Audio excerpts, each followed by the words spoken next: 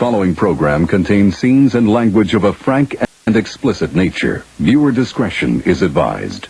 In 5, 4, 3, 2, live now. Don't know, Mike. I don't know what you're talking about. Hey, everybody, he's a macho savage. You're listening to Mike Trash, TrashTalkingRadio.com. The best in the business. Say it, the macho king. Wrestling fans throughout Radio Land, listen to Trash Talking Radio at TrashTalkingRadio.com. Every Tuesday from 7 to 10 o'clock, you hear guys like myself, the Ugandan Giant Kamala.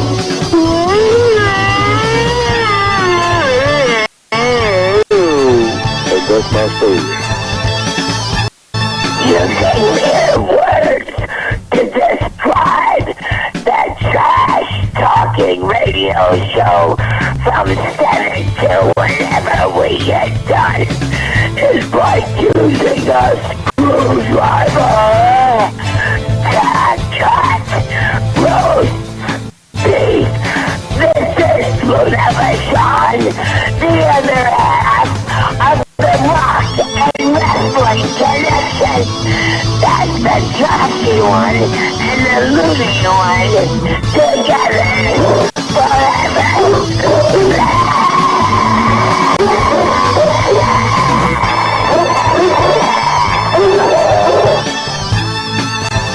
Hello, ladies and gentlemen. This is Ivan Koloff. I'm here to tell you about Mike Talking Trash. The Trash, 7 to 10. Tuesday nights, you got to listen in. It's the best around, the best in town.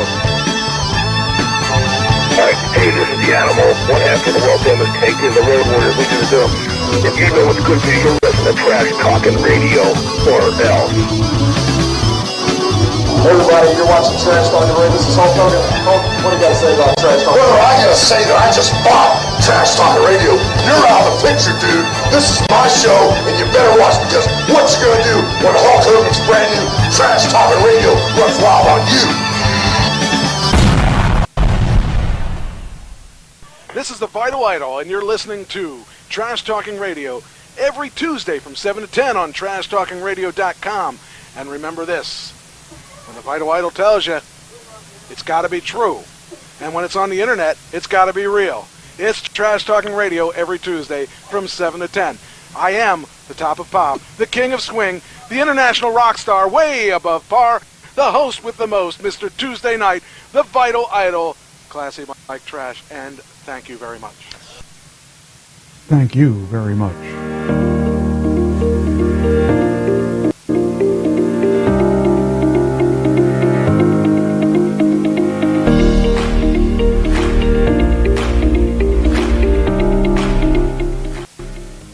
Trash Talking Radio Tuesday night, and you know, this morning I never thought I'd have this problem again, but it seems we did. I hate when Microsoft does updates because it always affects me. They never really think about me, the little guy, who always has problems getting the system working. With then they because they have to change something, and it makes it sucky. So here I am. I'm here. I'm trying to figure out, see if everything is working like it's supposed to. Looks like we're live there. Okay. And what does that clock mean? Oh, it says watch later. Why would I watch it later? So I don't know if I'm here alone or not because I had to reboot. So I don't know what happened there. It sucks when they screw me up. So now I'm just going to make sure everything's running, and it seems like it should be, from what I can tell. Let's see here. Just making sure everything, yep, that's the last one. Okay, it is there. Pinned it, okay. Well, now the show can go on, now that I fixed the problems. I'm glad you're still there. Oh, what a mess. I went to start the show and everything started crashing and and everything. So I decided I had to start the show over again, or else I'd be frustrated the whole night instead of just the first 15 minutes. So I'm a little bit behind schedule, but that's okay. So, all right, let's see. Everything seems to be working. I think the voice is working and the sound is working. I think. Let me see here. I gotta check to make sure the sound is working. Where's the sound? Okay. Why is... Okay, let me look here, see what's going on with the sound. Why is that under there? Uh-oh. Gotta move this and make sure that it's... Why am I... Oh, that's weird. Well, that has me really confused because now I got a big screen of me that wasn't supposed to be there. Okay, there's the mixer. Okay, everything's working. Kind of working too good, I guess. Kind of. Because I see a picture of me that shouldn't be there. But maybe I'll make it there. Okay. So, let's see. All right, everything seems to be working. So, we'll go on with the show. What a nightmare. Okay. Let's see. Picture of the day is this one. And I got one video that I worked on today that I'm going to play later on. And I'm not going to do any RIPs today. So, we're just going to go right into it. I'm going to try a new segment. And the first segment is a comedy segment. How do you like that? I'm going to tell a joke. How do you like that? This is a joke. All right, here we go. And maybe I'll use this in my stand-up. Just might use it for a stand-up. But it's actually, it's not my joke. I saw it on, where did I see it? I saw it on Twitter. And I liked it, so I'm going to steal it. So I don't know whose joke it is, but hey, you know, it's mine now. All right, here we go. As I make this big enough that I can read it. Okay. Here we go. You ready? Here's a joke. I got a joke. An official joke of the show. An elderly man rear-ended a guy driving an expensive sports car. Enraged, the guy hops out and confronts the old man. "Look at what you did to my car," he yells. "You're going to give me $10,000 right now, or I'm going to beat you to a pulp." "Oh my," says the old man. "I don't have that kind of money. Let me call my son. He trains dolphins, and he will know what to do." "Dolphins?" the other driver huffs while rolling his eyes. The old man pulls out his phone, dials his son, and just as his son answered, the irate man snatches the phone away from the old man. "So you're the dolphin trainer, huh? Well, your old man here just rear-ended my car, and I need 10 grand right now, or I'm going to beat you and your old man to a pulp." "I'll be there in 10 minutes, says the voice calmly on the other end. Exactly 10 minutes later, a Jeep pulls up and a guy hops out and proceeds to pulverize the bully, leaving him in a heap on the side of the road. When he finished, he walked over to his father and said, "For the last time, Dad, I train SEALs, Navy SEALs, not dolphins." I thought that was a good joke. So there you go. There's your joke of the day. I train Navy SEALs, not dolphins. I'll let you catch up from laughing so hard. All right. So I can delete that now. Now I got to put that in my notes though, because I like that one. That was a good joke, even though it wasn't mine. So, all right. Put that over here now. Uh-oh, where's the other stuff? Okay. What happened to the big thing I had here? I hope there was nothing else here. I guess I'm going to find out. Still here. I love that. I thought it was great. I guess it's going to be a private show for you, because no one else is there that I can tell. Of course, I did, I put the show in the old location, so there could be different people at different locations. I don't know how that works exactly, but it is, it's done the old-fashioned way. I want to kind of look and see. Let's see. I'm going to try and, let's see if you're in the other room, too.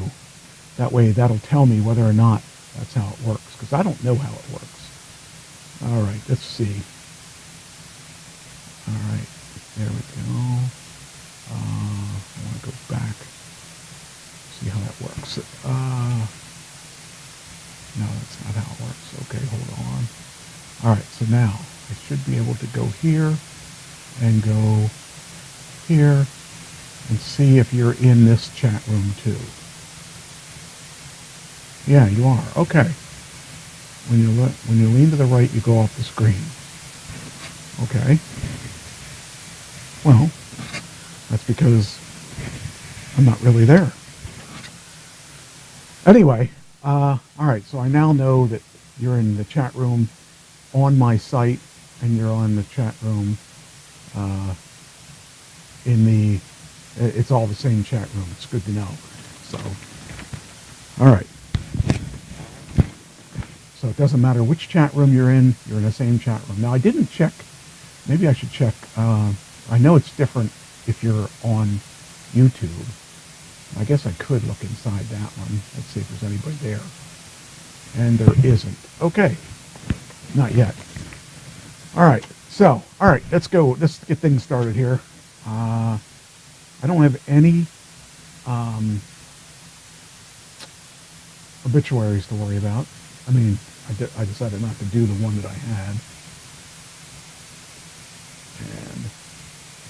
And now I have Jen Paul sending me messages.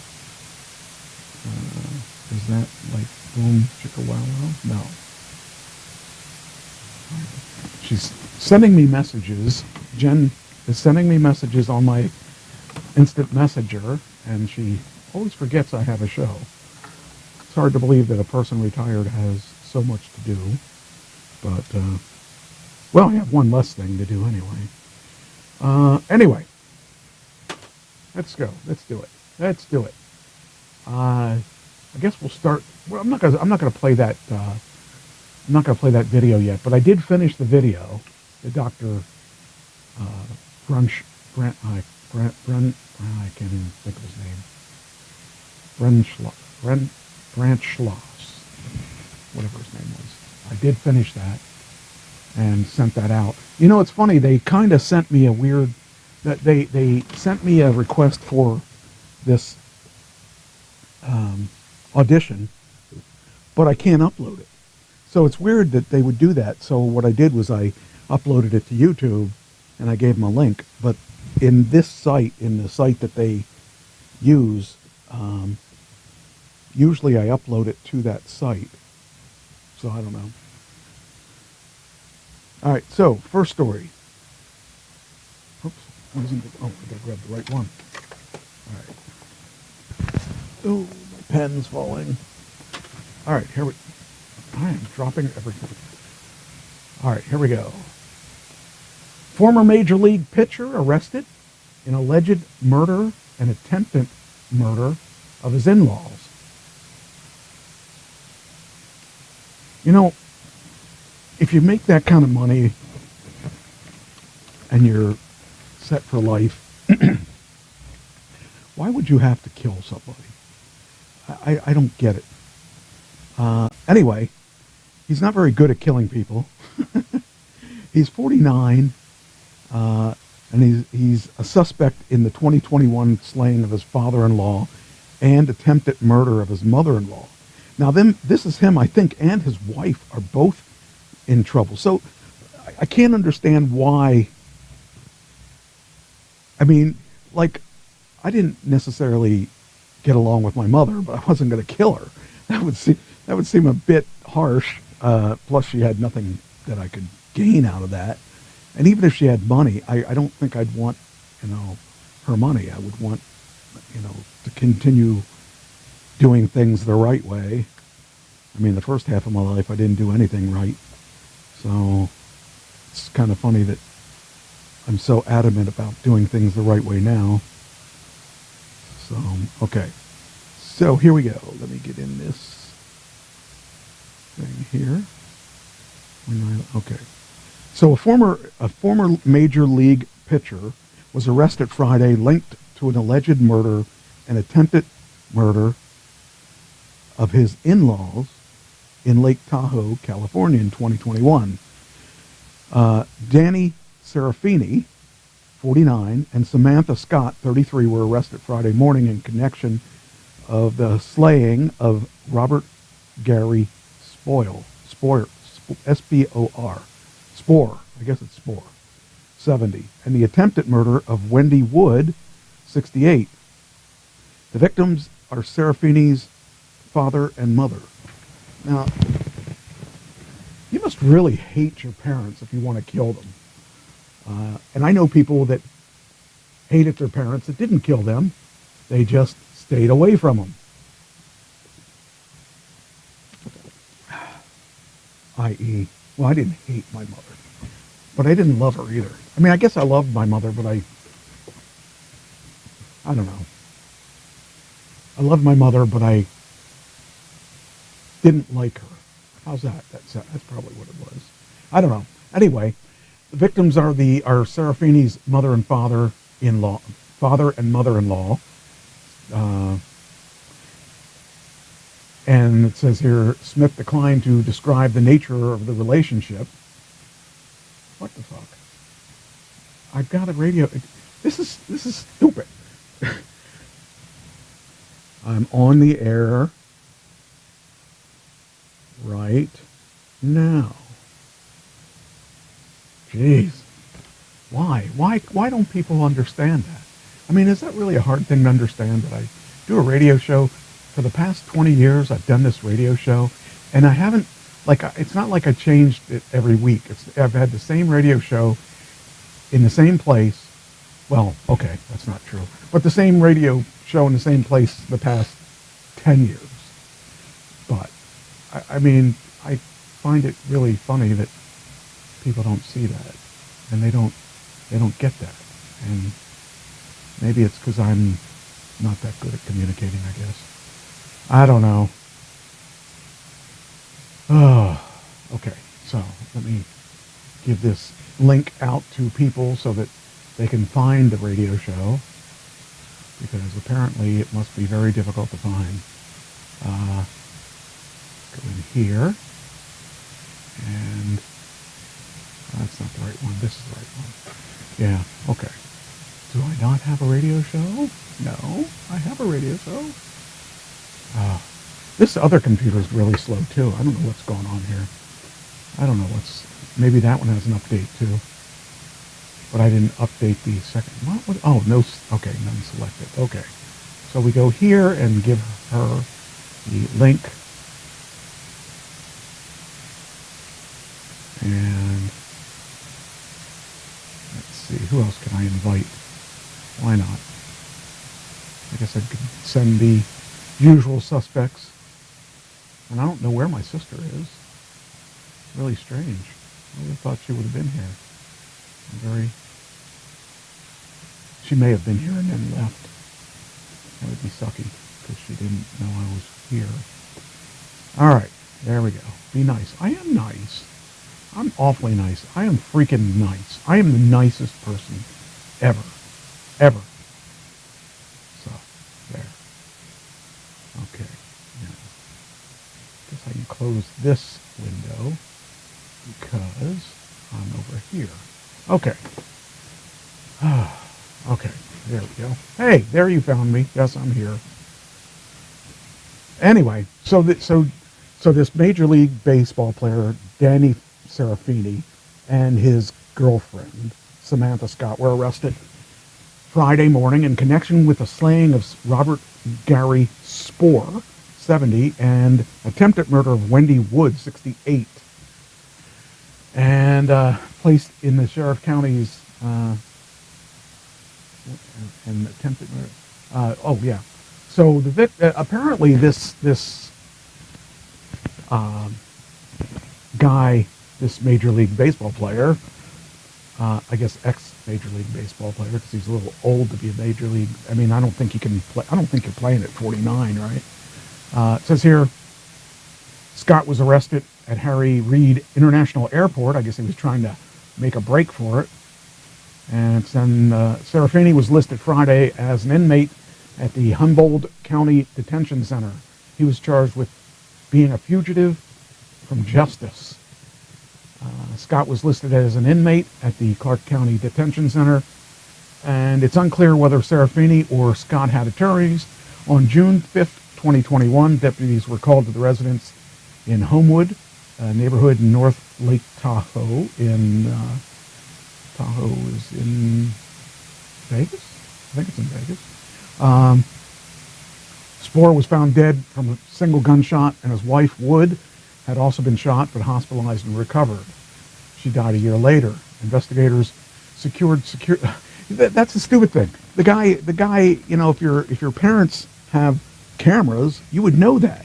Well, all he did was he put a mask on, and investigators found him on the video wearing a hoodie and a face covering and a backpack.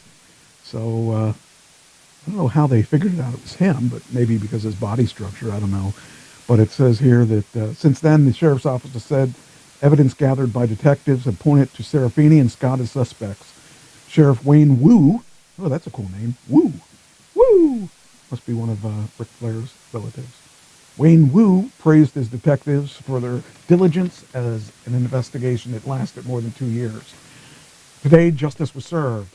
It just sucks that you know, not only did they kill them, but they're not going to get anything out of it except for a jail cell. I guess they'll get room and board. but it just sucks that people, I don't know, I can't understand why you would do that. But it says here, Serafini was a Major League Baseball pitcher for 7 seasons. He played for the Minnesota Twins, the Chicago Cubs, and the Cincinnati Reds, and the Colorado Rockies, according to the. But it doesn't really say how. I mean, they know, I guess, because of the footage of the camera and stuff. But people are idiots. I should teach a class on how to get away with murder, because I think I could do it. I don't have anybody I want to murder, though. All right, so that was that. Just takes a little planning, I think, if you want to kill somebody. It's not that difficult, is it? I mean, yeah, there are cameras everywhere, but I think people could still kill people without being caught. All right, John Cena fakes out fans with a retirement promo on SmackDown. I saw this promo, and I thought, wow, that's kind of weird that he's doing this promo, and then he turned the promo around and actually, I think John Cena, the reason he's even in WWE right now is that with the actor strike, he can't work. That's one problem with being a SAG-AFTRA actor. Like I'm independent, so I can work yet, but these guys, they can't work because they can't go against the grain. They can't, they're stuck not working, and like The Rock could work, could not have to work for the rest of his life because he's very, very, very successful in Hollywood. But The Rock is in like a 5% bracket of people that don't need to work. And Cena still needs to work, I think. I mean, he's doing okay, but he's not doing great. So, and there's so many actors out there that are, they're not able to work because of the strike. And so I'm thinking Cena's one of those guys, or else he's just one of those guys that has to do something. So it's possible that he isn't working, or that he's working because he has to do something. Triple H told WWE that to make sure they truly enjoy the Cena return, because this kind of thing doesn't happen that often and it won't last forever. Cena's been a fixture of WWE TV and premium live events, but on SmackDown he addressed his future and hinted retirement might be taking a whole lot. He might be talking a whole lot about retirement, but the promo shifted to a different direction, with Cena issuing a challenge to anyone who came out next. This led to a battle with the Bloodline, and even Jey Uso managed to get involved. So I guess they're going to play up his retirement I wonder if this looks like it's a video of that retirement speech. It was a pretty good speech, you know. Last week I talked about Roman Reigns' streak. It's a long day. That's a long time to be champion too, by the way. Last person that I think Bruno Sammartino has that record. Hogan's probably up there too, but there aren't too many people that have a record like that. So it's interesting. Elevating the talent, by the way, when they do that, because when you get a veteran to come back and he wrestles somebody and he is almost guaranteed to lose because his main objective is to take the guy that he's wrestling and elevate them by taking a loss to them. So that's an old wrestling gimmick to bring in one of the old guys and just kind of it gives the guy who's wrestling credibility.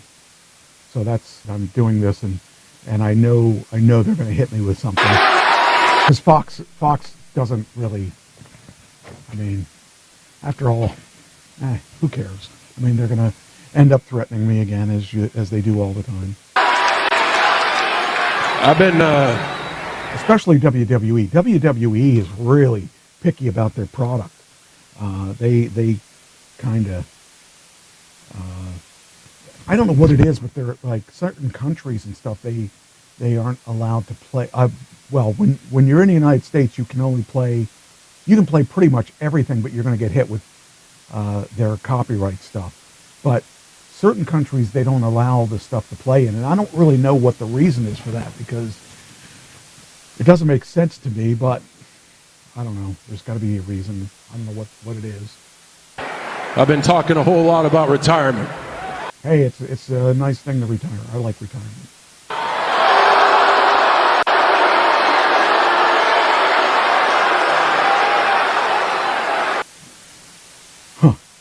Retirement, huh?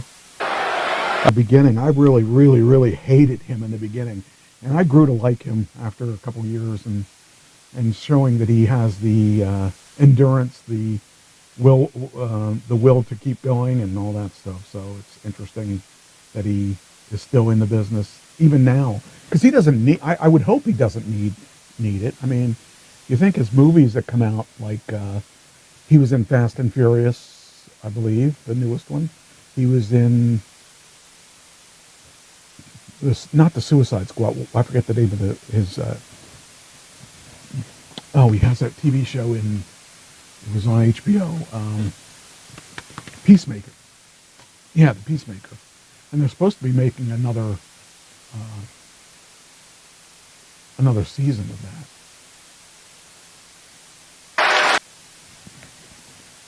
It's sucky. They didn't go to the part where he had a challenge going his way. Let's see here. Maybe that's it. Says here. Oh, okay. So here's my last one was in 2018. So I've been talking a whole lot about retirement. I think it's time that we all face facts. Come on, guys. The fact is, it's been a long time since I had a win. So he might end up winning the next one. They're doing this showcase next weekend in Saudi Arabia, and Cena's part of that. So it's a nice big payday for him anyway. So if he's not getting his acting money, he can get money from doing that at least. So I'm thinking that's probably what it is. And then they're also trying to push Jey Uso, who is the good brother, because Jey wanted to go single, and so him and his brother are both single. Says, yeah, but damn it, I believe in me, I believe in you, I believe in us, Cena said. I believe in the beauty I believe in the beauty that is all this madness, and I believe that I can still go, I believe that I can still bring it on, and I believe that brave enough I believe that the time is now to turn the math around. So here's the fact. It's going to be a bad night for the next idiot brave enough to walk through that curtain, because whoever it is, they're going to get smoked. So he's going to take on who? I can't remember who it was. Oh, that's when Solo Sikoa's music hit and the Bloodline Enforcer walked to the ring to stare down at Uso, or stare down at Cena. Then Jimmy Uso ran to the ring and ambushed Cena, and he teamed with Sikoa. Then a masked person came out to the ring and attacked Jimmy, pulling him out of the ring. That turned out to be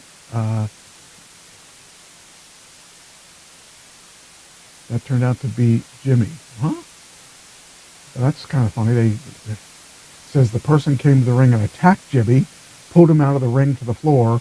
That turned out to be Jimmy. That doesn't make sense. So he was wrestling himself. Okay. Yeah. Anyway, it turned out to be Jay. And anyway, so we're going to see. I'm actually looking forward to this card, because they always have a good card in Saudi Arabia. So we'll see how it works. All right, spend a little bit more time on that than I wanted to. Christine, let me know before you leave, and I will make sure you watch that video. Okay. Let's see. Then next,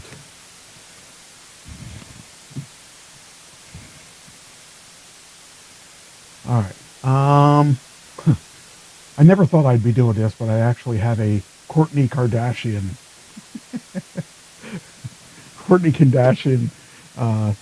story. I try to stay away from the Kardashians because I don't really like the Kardashians, but, you know, something to do. Kourtney Kardashian, I don't know if she's the one that was married to Kanye. Was she the one? Or was it Kim? I don't know. I can't keep up with it. Anyway, Kourtney Kardashian says she is obsessed with husband Travis Barker as he records his new album. He's with Blink-182. So, I don't know why he would, I don't know. I think, see, I look at things from a different way than most people do. I mean, a lot of people would like to be one of the Kardashians. Okay, what am I doing? Hey, you will have to record a song with Jam Band and play it on. I did last week. I played both of those songs last week. Where were you, Ron? I played both of those songs that we recorded for my audition. I actually handed the audition in. That's the drummer, Ron. And actually, it turned out pretty good. I was happy with it. So hopefully they'll like it. It was a good video. If you want to see it, I'll get you the link and all that. I played it last week on the show, though. And anyway, Kourtney Kardashian Barker is as smitten as ever with her husband. The Lemmy founder, 44, showed love for Travis Barker as the Blink-182 drummer shared some of the behind-the-scenes footage of himself working on the band's latest album. Recording the album, Barker, 47, captioned the post, which included several videos of him playing the drums in the studio for one more time. In the comments section, Kardashian Barker wrote, "Obsessed with you and this album," the last two sides. Kardashian is, well, how old is she? 47? Okay. So she's older. Ooh. Oh, she looks like she's pregnant, too. At 47. Hope that's not. Probably is her. In the comments, Kardashian Barker wrote, "Obsessed with you and your album," last two sides, singling out a video of Barker recording background tracks for the song, as well as a selfie for the drummer. Kardashian and her beau, who wed in a series of 3 ceremonies across Las Vegas, California, and Italy in 2022, are rarely shy about showing their love for one another on social media. Isn't that sweet? Yeah. I don't know. It's kind of weird. So, all right, next one. All right. Bret Michaels adopts a dog named after him. and the dog helped save 4-week-old kitten with blood donations. Now that's an interesting thing. Now, of course, I'm sure you already know, he's from Pennsylvania originally, and he does come back here to visit the family when he has time to do that. So that's one good thing about him. And actually, I kind of learned to respect him. I didn't like his stuff early on because I was jealous because he made it and I didn't. But I kind of got to like him. I kind of appreciate the fact that he went and did it the hard way. He didn't have anything to fall back on. And of course, his parents are okay. They probably were doing all right. But yeah, it's kind of interesting. It says here, Poison's frontman, Bret Michaels, heard a story about a dog named after him in Nebraska and reportedly reached out to adopt the animal. The Nebraska Humane Society recently posted a story about a 6-year-old husky named Bret Michaels. I think that's funny. These kittens, 3 kittens were brought into the rescue recently. 2 of the 3 were doing well, but one of them had signs of anemia. The kitten was weak, wobbly, and lethargic. That sounds like me. That should be the name of my new album. The kitten needed some blood, but transfusions are normally hard for cats because they don't have a universal blood type. Bret Michaels had his blood work done earlier that day, so he became a candidate to help out the kitten. I guess we're talking about Bret Michaels, the dog. And so it says here, the report reported that the canine blood could be used for transfusions for cats. The Humane Society even said with the first round of transfusions, the cat started to show signs of improvement. A round of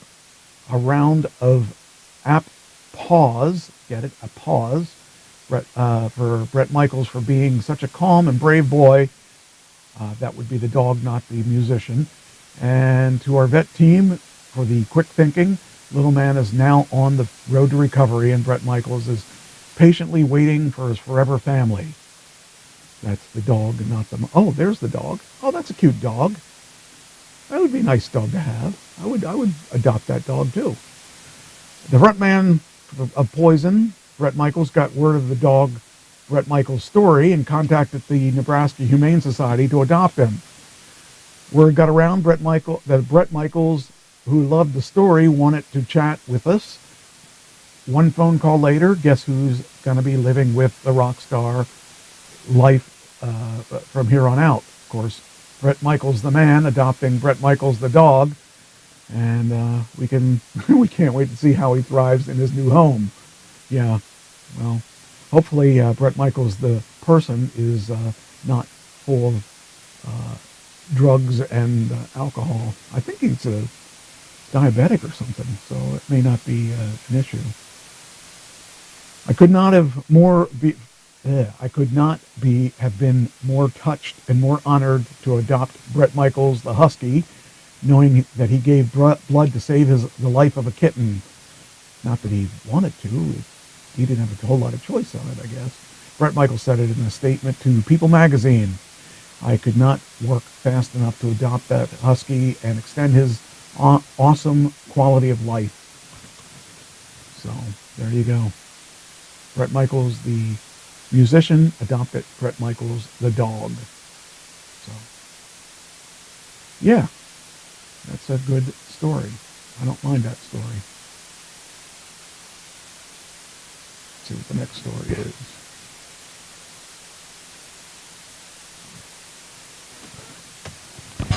All right, next story.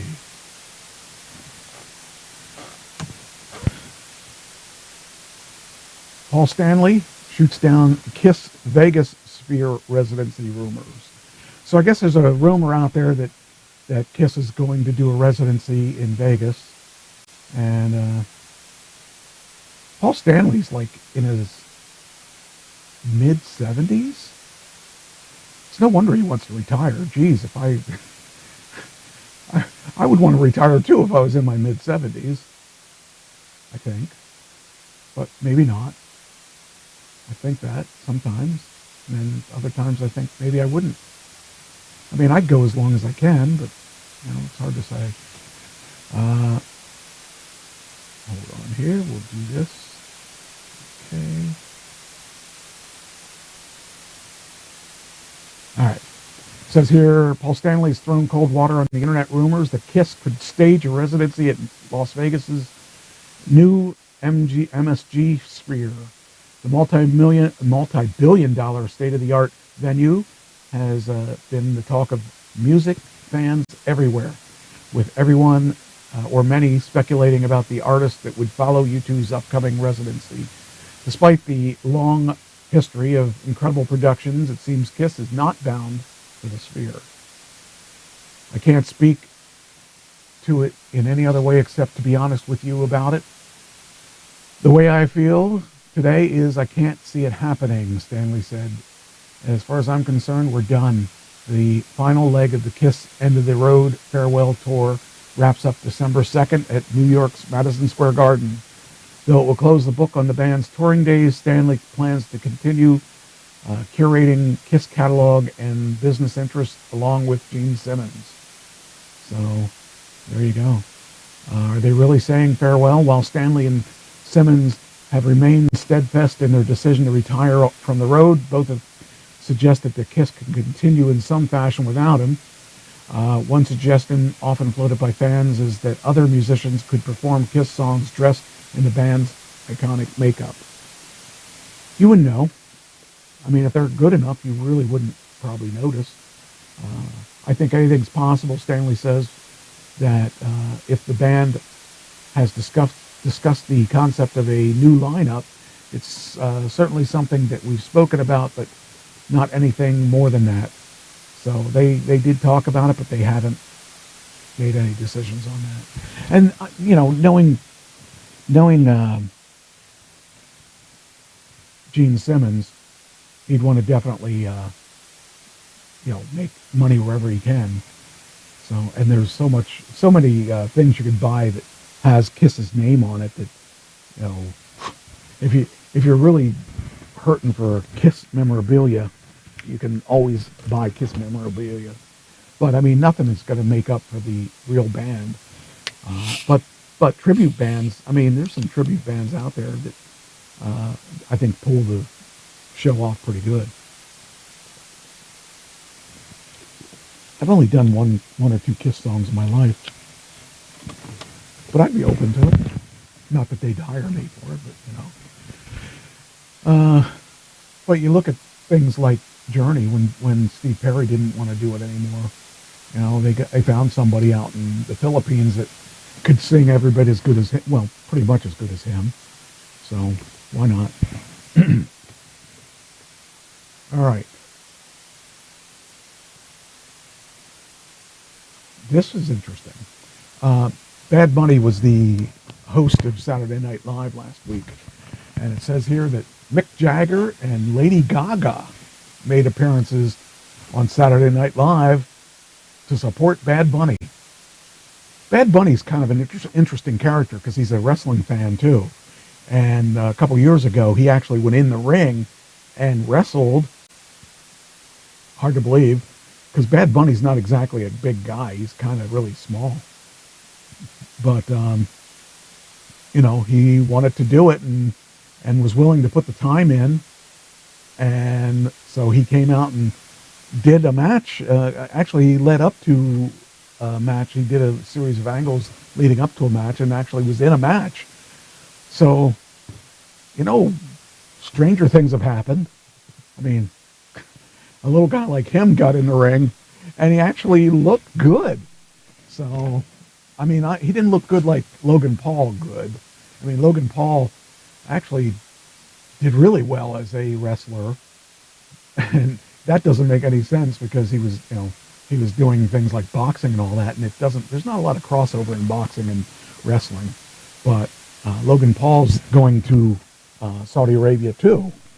So it's an interesting thing. They, when they dip their toe into that pool, it's kind of really interesting to see that they will allow that crossover. And certain crossovers make sense. I mean, Bad Bunny has an audience that may or may not be wrestling fans, but the ones that aren't wrestling fans might just tune in because Bad Bunny's in it. And so that's interesting to me. And then you take a look at things like Logan Paul, who has a huge following on TikTok, or not TikTok, on YouTube, probably on TikTok too. But he's actually athletic, and he actually can do some things. I mean, I've seen him do some things that there's no way that anybody should be able to wrestle like that with no training. I mean, he obviously is getting training from people, but he's wrestling better than people that have been in the business for years because he's so dedicated to whatever he does. So I didn't like the idea of Logan Paul being involved in wrestling until I saw that he's willing to put in the time and effort. So with that being said, okay, I'll let you do it. Not that I have a choice in that, but it's interesting that, he got to try it and stuff. So, and I thought he looked pretty good in what he was doing. So that's a cool thing about it. All right. Anyway, back to Lady Gaga and Mick Jagger. Mick Jagger. I mean, Lady Gaga. Those are big names. Says Bad Bunny pulled double duty as host and musical guest Saturday Night Live. With the help of a few A-listers, most surprisingly, Lady Gaga, who introduced the reggaeton superstar performance in her best Spanish accent, along with Mick Jagger and Pedro Pascal. Bunny delivered his first live performance of Monaco from his newly released, I can't say, Nadi Sabe Lo Que Va a Pasar Mañana album. And Gaga called upon Puerto Rico y Todo el Corrillo to usher in a performance of Un Preview. That's a lot of words that I can't say. Surrounded by moody red lighting and joined by mechanical toy horse from the singles music video, Bunny zoomed through Un Preview and later recreated Al Pacino's starring role in Monaco for Pascal, introducing the latter. Bunny is the second Latin artist to host and perform on the show, following Desi Arnaz in 1976. Though this is the first time Bunny has hosted SNL, he's made his debut on the platform in April 2020 with a cameo during one of the pandemic Saturday Night Live at Home episodes. He later performed as musical guest in 2021 when Bridgerton's Regé Jean Page was given the title of host. So actually that was one of my fantasies as a kid, was to get on Saturday Night Live as a host and or musician. I think it'd be really cool to do that, but that's not going to happen. Next, got a couple Britney stories. All right, here we go. Britney Spears was a Mouseketeer with Christina Aguilera, Ryan Gosling, and why isn't this opening? And Justin Timberlake. It says here, Britney Spears being a Musketeer with Christina Aguilera, Ryan Gosling, and Justin Timberlake was a kid's dream. Well, yeah, I guess so. It's hard to believe they're all the same age. I would have thought that, well, I guess, they're all in their 40s, I would guess. Wow, that's weird. Weird thinking about that, because I want to think they're in their 20s, but there's no way they could be in their 20s. That's funny. But, yeah, that's interesting to see that they all were in the same crew and they all made it big. That's pretty cool. All right, so that gives us the pop icon reflects on her early days as on the Disney Channel in her new memoir, The Woman in Me. So she talks about, says here, getting cast on the Mickey Mouse Club changed Britney Spears' life at age 11. In her upcoming memoir, The Woman in Me, the pop superstar, now 41, looks back at the time working alongside fellow stars-to-be Christina Aguilera, Ryan Gosling, and Justin Timberlake. That's funny because, that makes 3 of those became musicians. Being in the show was a boot camp for the entertainment industry. Extensive dance rehearsals, singing lessons, acting lessons, time in the recording studio, and school in between, writes Spear. I can't even imagine.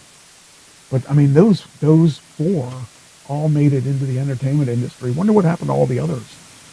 The Musketeers quickly split into their own cliques, divided by the dressing rooms that we shared. Christina Aguilera and I were the younger kids, and we shared the dressing room. We looked up to the older kids, Kerry Russell, Ryan Gosling, and Tony Lucca, who I thought was so handsome, she writes in her book, and I quickly connected with a boy named Justin Timberlake. Spears adds in the book that working on the Mickey Mouse Club was honestly a kid's dream. Unbelievably fun, particularly for a kid like me, but it was exceptionally hard work. We would run choreography 30 times a day, trying to get every step perfect. She recalls the cast time off, writing in her memoir, once in a sleepover, we played Truth or Dare, and someone dared Justin to kiss me. A Janet Jackson song was playing in the background as he leaned in and kissed me. And when the show ended a year and a half, I decided to go back to Kentwood, which was in Louisiana. Already within me was a push-pull part of me that wanted to keep building toward the dream.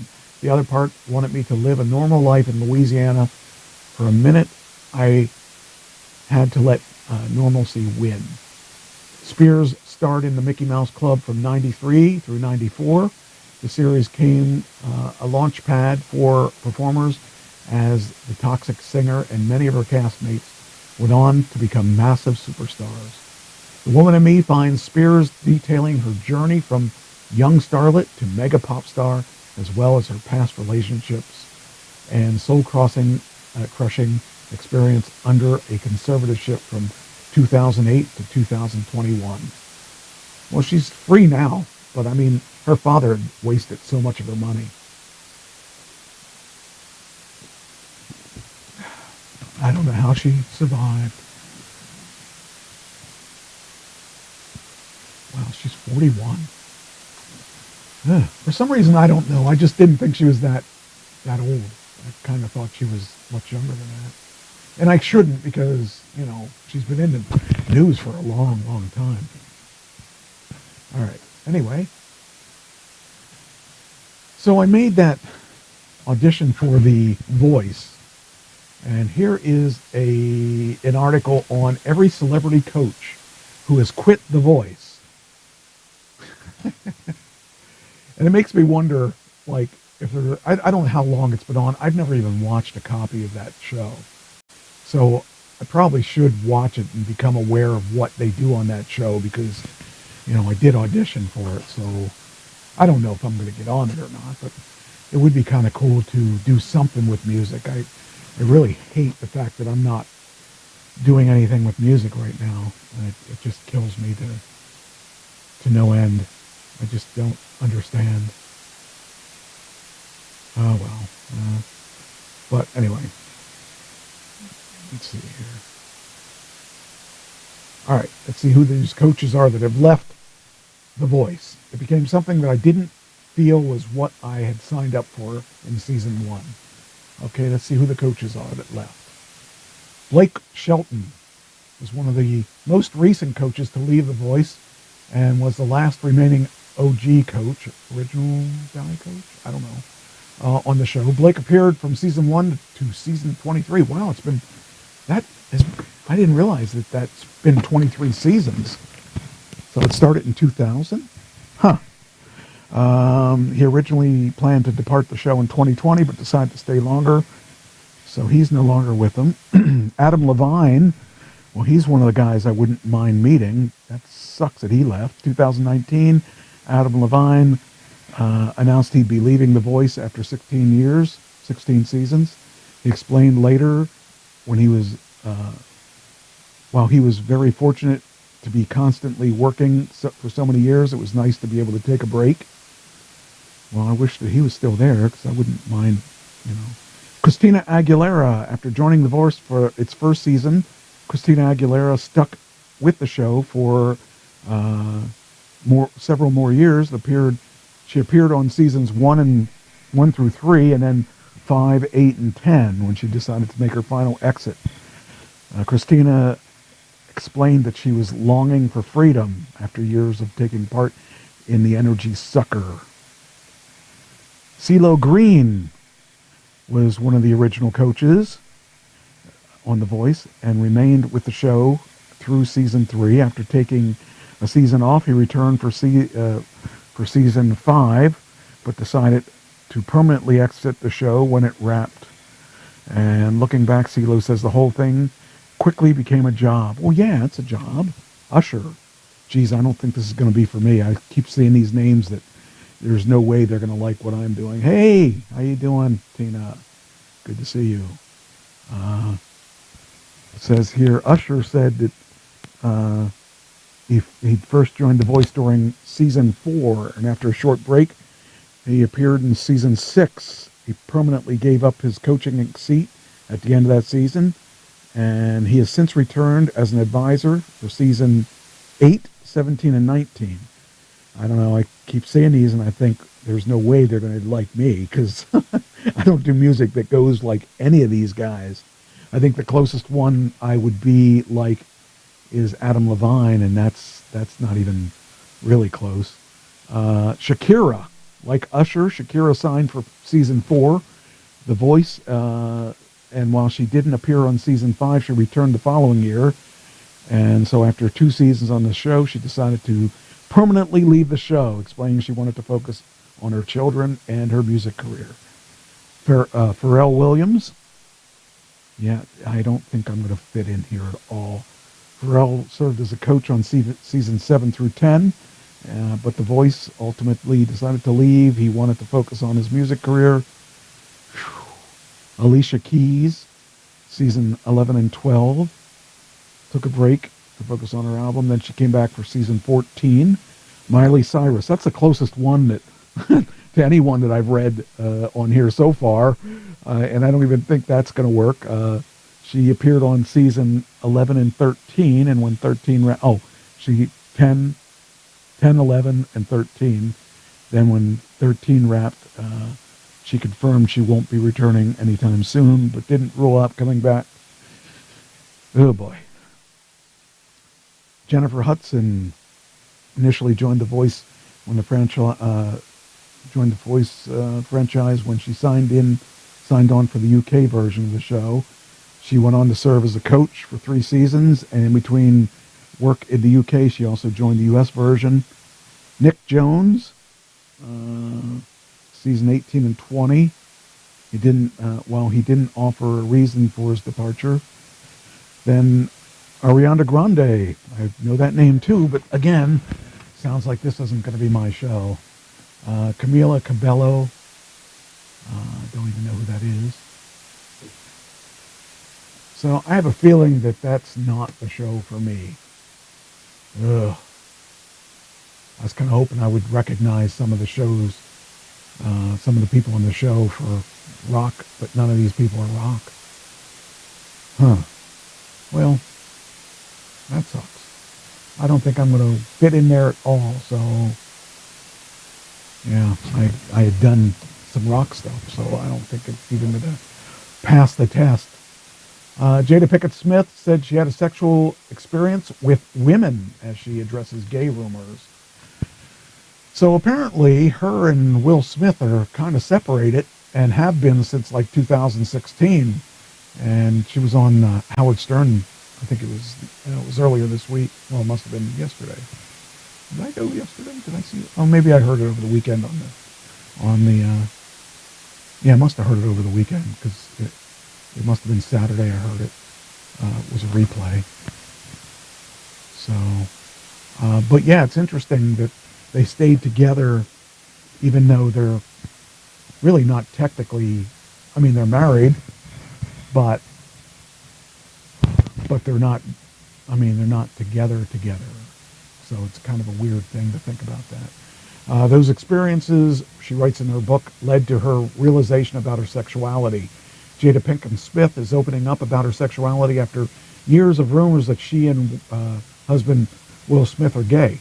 In her book, Worthy, the actress addresses the gossip head on while talking about the sexual freedom she experienced in the early 90s after moving to L.A. to start her career. There have always been rumors that I'm gay, that I like women. I do like women. Maybe that I had something to do with the clubs where I hung out, like the Catch, one of the leading LGBTQ plus spots in L.A. at this time that had nights for getting up and doing lip syncs, where where I myself on several occasions got up on stage and lip synced to all kinds of songs she wrote. I killed Madonna's Vogue there one night. The truth is that one of those early years of exploration in Hollywood, I had a few sexual experiences with women, only to realize when it comes to sex, I love men, she continued. Still, I cherish the beauty of women inside and out, and I have never stopped being infatuated and in awe of women of all ages, sizes, and colors. My belief is women are the most amazing creatures on this planet, and I hold reverence for women through my friendships. So do I. I think women are the most amazing creatures on the planet. So she and I agree with that. And both of us have slept with a woman or two. So I have a lot more in common with her than I thought. She added that the adventurous reason of her life that taught her that every woman should have the right and freedom to explore and embrace her sexuality unapologetically by her own definition, according to Pinkett Smith. This phrase of exploration, and just having fun with men was ultimately short-lived when she realized that she got a temporary high from the hookups. And while sitting down with today's Hoda, I don't know who that is, the actress reacted more generally to many rumors that she and husband Will Smith had faced during their marriage, including that she or Will are gay, they are swingers, or have an open marriage. I would say that none of that is true. Jada, 52, I definitely can understand why there would be misunderstandings, but none are true. For the revelations in her book, check out the article. So there you go. So the question is, so she's saying that she and her husband are not gay, but they apparently aren't having sex with each other, from what I can take, from what I understand on that. So it's hard to say what I don't even know what, I can't even tell if she's dodging the question, I think. All right. It says here, Barry Williams is determined to make it further than the Brady Bunch sister, Maureen McCormick, on Dancing with the Stars. That's a heck of a goal. All right, here we go. I can't believe that Dancing with the Stars is still a thing. I mean, The Miz was on that. How low are they looking? And it should be Dancing with the Former Stars? Dancing with the low-hanging stars? I don't know. I just think that it's interesting that show has been on for as many seasons as it has. I mean, I give him a kudos for doing it, because I wouldn't want to. I mean, that's hard work to learn those routines and stuff. But hey, if they're getting paid well, why not? I lost that egg on the cone driving contest, and she will never let me live it down, Williams jokes on his TV sister. The Brady sibling rivalry never dies. Barry Williams, who played the eldest son, Greg Brady, on the classic sitcom, is currently competing on Dancing with the Stars alongside pro partner Peta Murgatroyd. Murgatroyd? That's a weird one. He follows in dance steps of the eldest Brady girl, Maureen McCormick, a.k.a. Marsha, and he's determined to leave her in his dust. On season 23, McCormick and her partner, Artem, I can't even pronounce his last name, went home last week, or week 7. Williams is about to embark on week 5, dancing a Paso Doble to Born to be Wild by Steppenwolf. What? For most memorable night. And though he has an eye on Len Goodman Mirror Ball Trophy, I don't know what that means. At the very least, he wants to make it further than his television sister. I guess that's... I have to do that. I lost the egg on the driving cone contest, and she will never let me live it down. Without naming the show or episode in respect to SAG-AFTRA strike rules, Williams is referring to the 15th episode of season 5 of The Brady Bunch, The Driver's Seat, in which Greg challenges Marcia to a chauvinistic bet that men are better drivers than women, and the deciding factor is who can get closest to the traffic cone without breaking the egg sitting on top of it. Alrighty. That's as much of Dancing with the Stars as I can do. Kind of funny, though. Hey, you got to make your money where you can. I mean, I haven't seen Greg Brady or Marsha Brady in any other shows in, I can't even tell you. All right, Madonna opens up about hospitalization, calls it surviving a bacterial infection a fucking miracle. And I'm only reading it per se as it shows up in the thing here. So, that's really wild. Madonna performed... Wait, oh, come on, let me have this. Okay.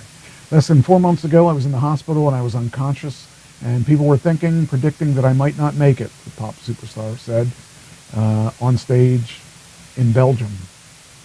Madonna performed last night, October 21st, in Belgium as part of her ongoing celebration tour, which was postponed earlier this year when she was hospitalized for a serious bacterial infection. During the show, she became visibly emotional and opened up about her hospitalization, calling it a fucking miracle that I'm here right now. She also wasn't feeling well during the performance. There's a video of the moment on X, the platform formerly known as Twitter. Less than 4 months ago, I was in the hospital and I was unconscious, and people were predicting that I might not make it, she told the audience. It's a miracle that I'm here right now. My mother, God bless her, she must be watching over me. She said, "Girl, it's not your time to go." Madonna's mother died of breast cancer when she was 5 years old. I had this strange thought. I suddenly had sympathy for my mother, not for the dying part, but how lonely. Why do you have to pop in the middle of this? But for how lonely she must have felt in the hospital, knowing that she was going to live. Madonna said in Belgium, and I was given another chance. I'm very grateful. I must tell you, I don't feel very well right now, but I can't complain because I'm alive. Thank God for my children and all of your support. Wow. All I can say is that I can't imagine. Well, yeah, I can imagine that, because I mean I've had a couple times when I almost died, and it's scary. It's scary to actually think that you're not going to make it. And actually, the last time was just a couple years ago. It was right before I met Lisa. I went in the hospital, and that was scary. So I hope to never have to do that again. So I don't know. I like to think that I'm in better shape than I was then. Well, I am in better shape than I was then. I'm definitely a lot smaller. All right.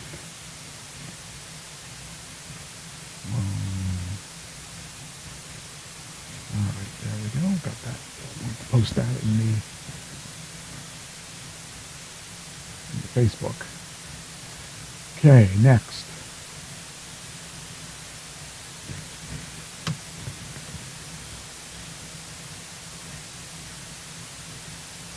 Let's see what we got here. All right. Comer releases evidence of direct payment to Joe Biden. Yeah, this is a crazy thing. Joe Biden for $200,000 from that just I can't even imagine somebody writing a check to me for $200,000. I mean, geez, wonder how long they have to hold that in the bank before you can actually get it. You know, because I mean, I did, like, if you send a check for $3,000, or if you send a payment for $3,000 on PayPal, they hold the check until it goes through and all that stuff. So I don't know. It's just kind of funny. I'm thinking of $200,000 check. That's insane. That's just $200,000. I'm trying to think what the biggest check is that I ever wrote. Definitely not $200,000. I don't know. I have to think about that. But, okay, here we go. House Committee on Oversight and Accountability Chairman James Comer today announced the committee obtained bank records revealing a $200,000 direct payment from James and Sarah Biden to Joe Biden in the form of a personal check in September. Chairman Comer issued 3 subpoenas for Hunter and James Biden's personal and bank records. In 2018, James Biden received $600,000 in loans from Amacor, a financially distressed and failing rural hospital operator. According to bankruptcy court documents, James Biden received these loans based upon representations from his last name. Biden could open doors that he could not obtain large investment from Middle East-based on his political connections. In March 2018, Americorps wired $200,000 loan to James and Sarah Biden personal account, not their business bank account.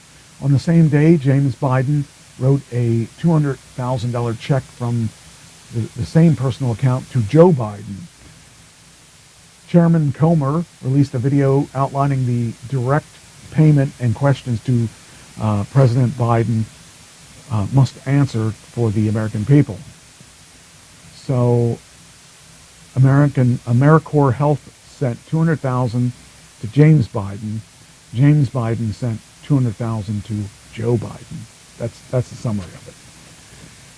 This summer, Joe Biden said, "Where's the money?" And we found some. It says here, we're still digging into evidence subpoenaed from bank accounts belonging to Hunter Biden, the son of Joe Biden, and James and Sarah Biden, the brother and sister-in-law of the president.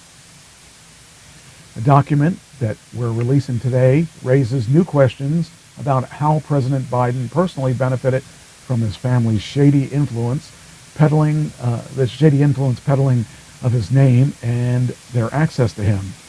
Bank records obtained from the House Committee on Oversight and Accountability have revealed a $200,000 direct payment from James and Sarah Biden to Joe Biden in the form of a personal check.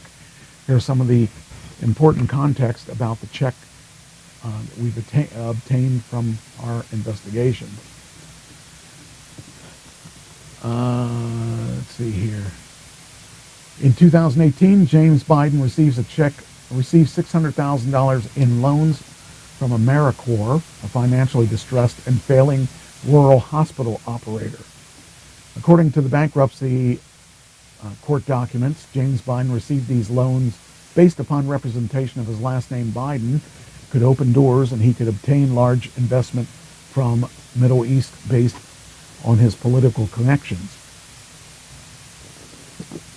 March 2018, AmeriCorps wired $200,000 loan into James and Sarah Biden's personal account, not their business account. And on the very same day, James Biden wrote a $200,000 check from his same personal bank account to Joe Biden. James Biden wrote this check to Joe Biden as a loan repayment. AmeriCorps, a distressed company, loaned money to James Biden, who then sent it to Joe Biden. Even if this was a personal loan repayment, it's still troubling that Joe Biden's ability to be paid back by his brother depended on the success of his family's shady financial dealings.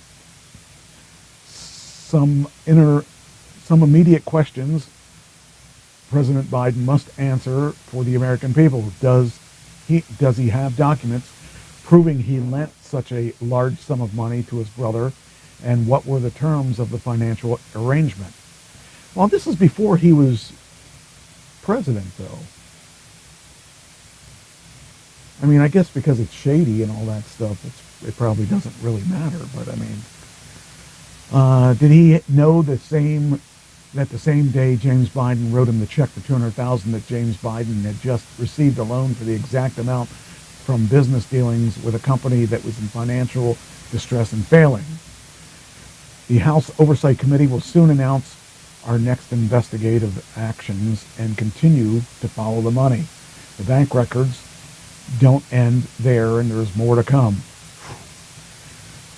Yet they constantly were attacking freaking Trump.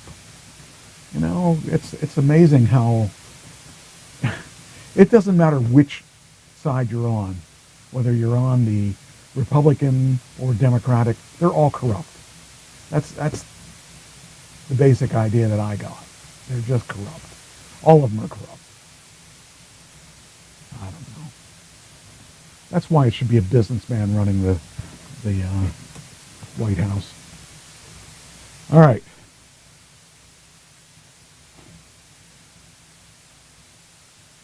All right, here we go. Elon Musk says he'll give Wikipedia $1 billion if they change their name to Dickopedia. $1 billion? I'd say okay. Sure. Why not? I mean, geez, that would be awesome. I mean, it must be nice to have billions of dollars that you could just throw it around and have fun with it. I guess he realizes they're probably not going to change their name to Dickopedia, but, still fun to mess with them.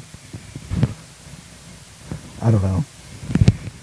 I'd change it to anything they wanted if they wanted to give me $1 billion, and then I'd sell it for chump change and take my $1 billion and go home. I don't know.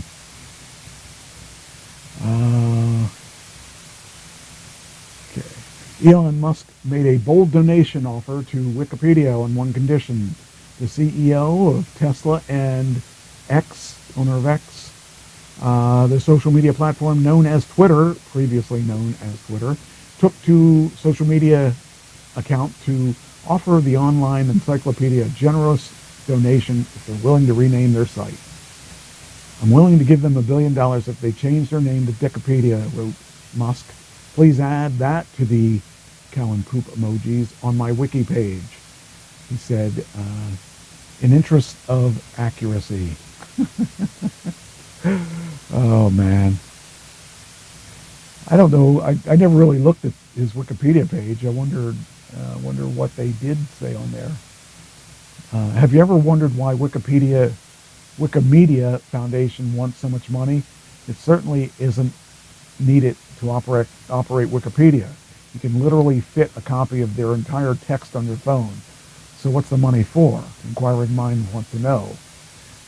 Wikipedia handles over 25 billion page views per month and over 44 million page edits a month, requiring substantial operating costs. The non-profit Wikipedia Foundation is financially audited by a third-party auditor in a report that is available to the public. Musk's offer stems from an earlier tweet where he criticized the Wikimedia Foundation for wanting so much money. It certainly isn't needed to operate the Wikipedia. You can actually. It's funny because Wikipedia, you can put anything in a Wikipedia page. They don't really. I don't think they can fact check that much stuff. And most people get the Wikipedia pages to give them some kind of credibility. I use IMDb because that gives me the credibility I need, but I probably should do a Wikipedia page too. He didn't have to wait long for the explanation, courtesy of the app's very own community notes, citing that the Free Information Organization handles over 25 billion page views per month and over 44 million edits a month, requiring a substantial operating cost. The notes also provide additional context that the Wikimedia Foundation employs third-party financial auditors whose reports are made available to the public. It's not the first time Musk and Wikipedia have butted heads. In May, Wikipedia co-founder Jimmy Wales criticized Musk for his decision to restrict certain content on X in the lead up to Turkey's presidential election, according to Business Insider. The publication also reports that the social media platform had reportedly become more compliant with government requests for censorship and surveillance under Musk's leadership. In 2018, Musk tweeted his intentions to create a website named Pravda, where the general public could rate the core truth of any article and track the credibility score of journalists, editors, and publications. Well, the problem with that is that you have so many people out there that would make it difficult to make things legit. There's so many haters about everything nowadays. So I don't know. I don't think it would really work too well.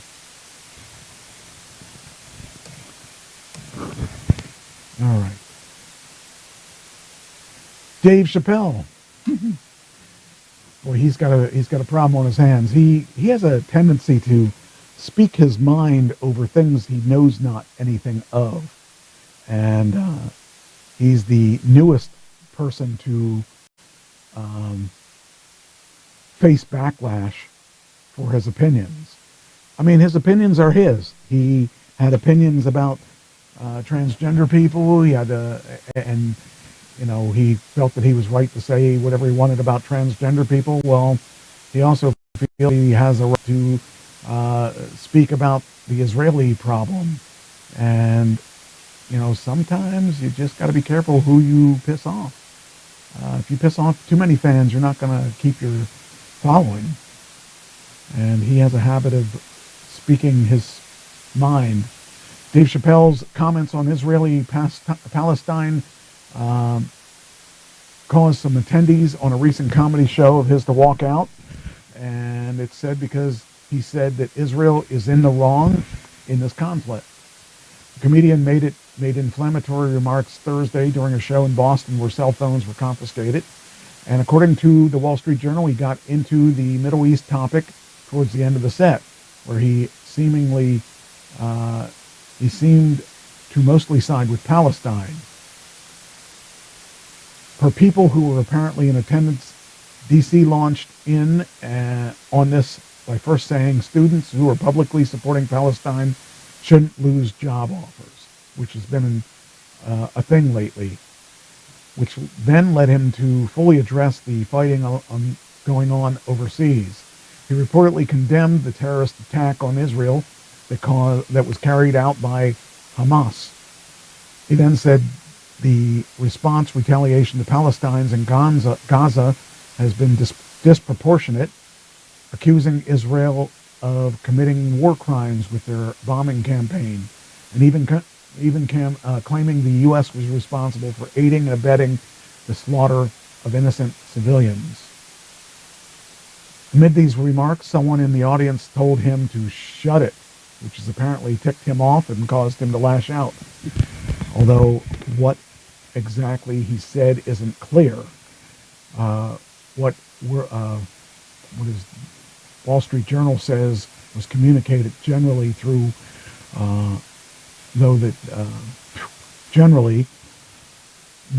was that Dave was angry about the Israel cutting off water and electricity to Gaza while continuing to pound them with explosives. Well, it's war. People are going to do what they got to do when there's war. And people are dying on both sides. So, I don't know. As a result, it was divided. It divided the audience. Some cheered for Free Palestine, while others pushed back with questions about Hamas. Eventually, some people straight up got up and left. Dave, meanwhile, supposedly ended by saying the two wrongs don't make a right. That I agree with. Worth noting, Dave's Muslim, which could be playing into this. And of course, this is far from the first time he's landed controversy. His team denying he was there, but he was. I don't know. I just think that show business is show business. And there's a time that you don't bring that up in your show. You're not a political person. You should stick to comedy and all that. I don't know. I have problems with him because he doesn't know when to shut up. You can't give the guy a microphone and he's not an expert on either side.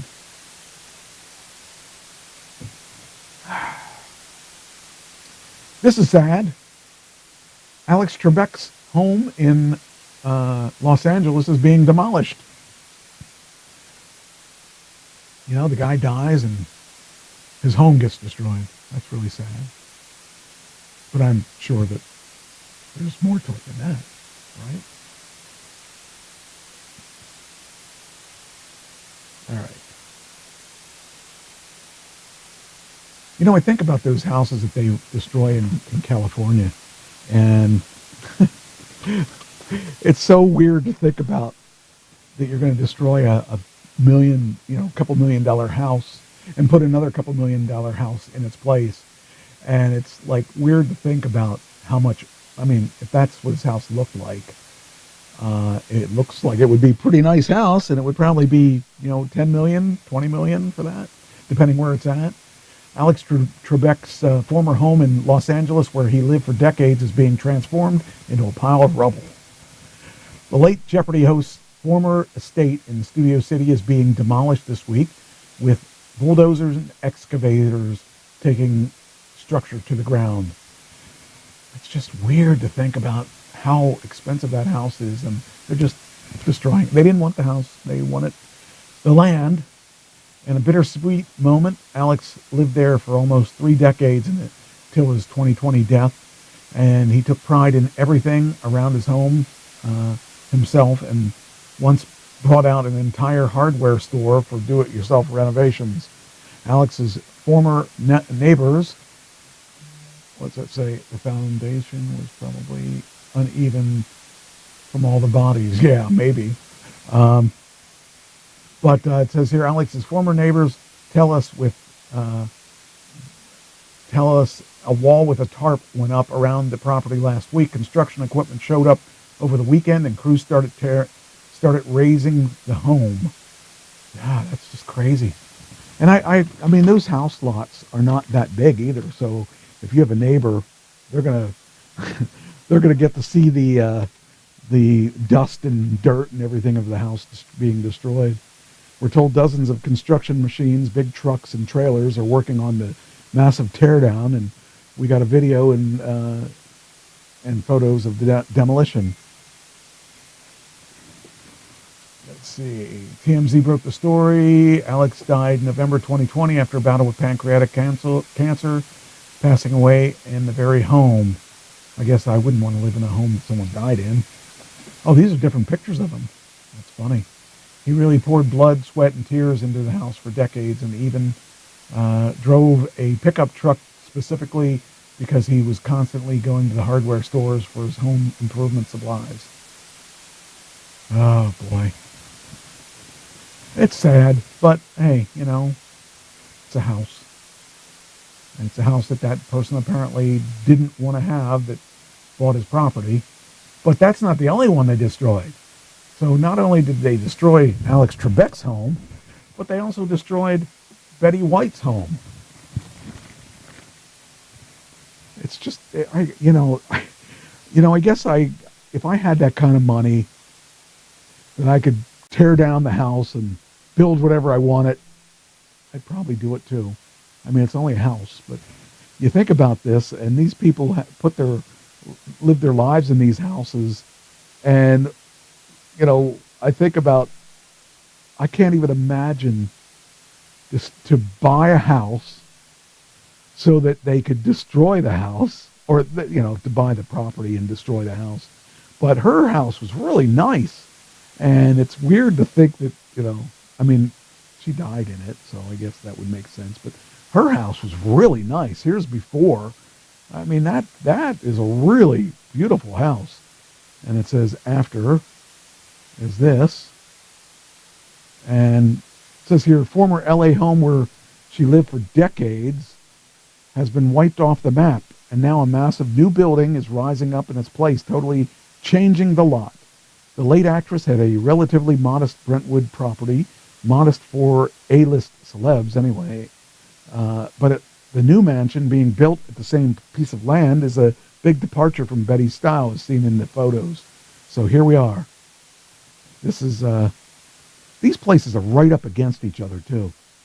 You figure, look at this house. It's right on top of that. These are right on top of her property. I can't even imagine, like, here's her house now. Well, I should say, was her property. Before and after. So, I don't know, before looks pretty good. After doesn't look so good. Betty's longtime home. I mean, that house looks pretty cool. And in LA, you don't even need to have a garage for the most part because it's always nice out. People do have garages, but that, looks really nice. So her house is gone. And I can't imagine, I mean, this house you can't really tell what this house looks like. I mean, if that's after. They made a smaller pool. I don't know. It's hard to figure out. So, that's another one gone. Guess you can't live, or you can't die and expect your house to stay the same. All right, next.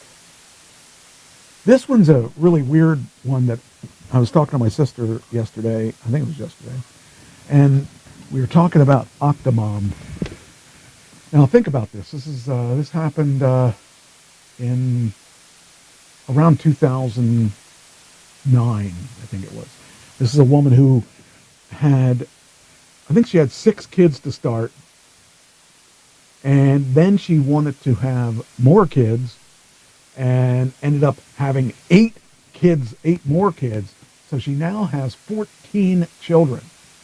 14 children. And like 8 of the children just turned 13. I think that's what it is. Maybe it was 2010. Can you imagine in today's world having 14 children?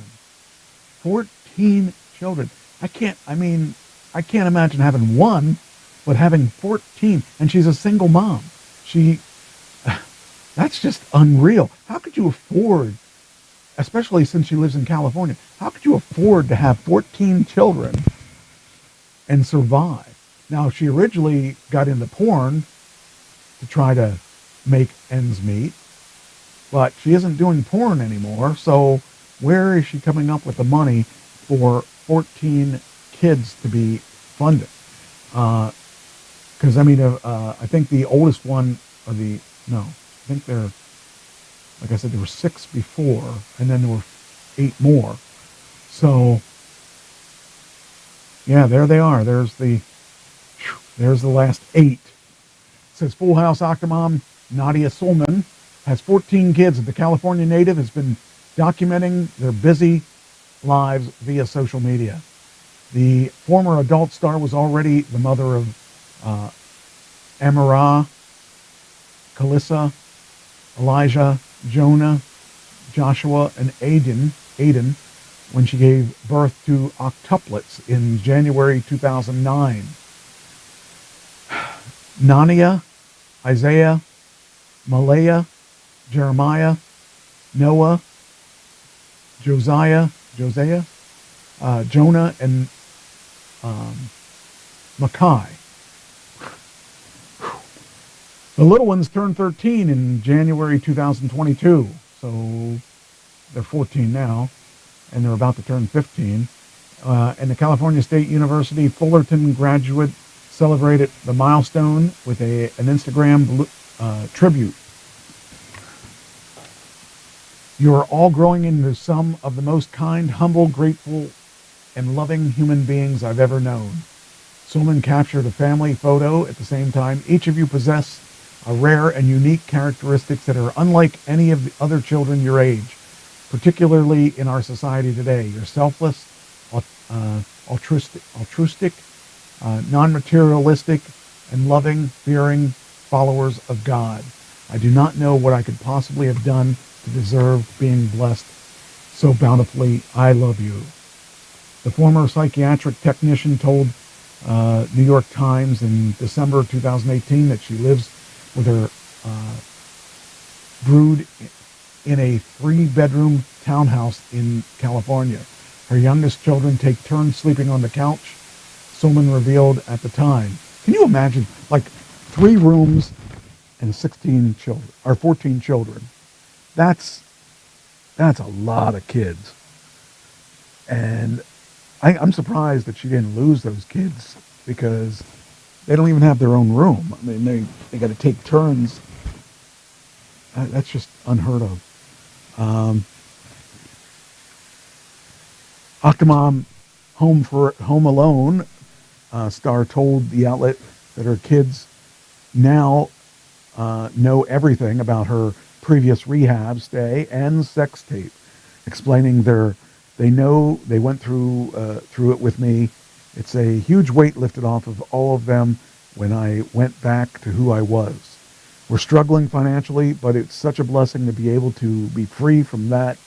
Those were chains. In August of the following year, she opened up about her total care, that her severely autistic, she has the son Aiden is severely autistic. Where'd it go? Oh, yeah, there it is. She called him an adolescent infant via Instagram at the time. He requires complete assistance in meeting all his needs and activities. Aiden is a nonverbal, requires feeding. Where's that? He requires complete assistance, meeting in all activities during the day. He's nonverbal, requires feeding, changing. He is not potty trained, so bathing, one-to-one supervision. He has no safety awareness, and he would walk aimlessly into traffic. I can't imagine.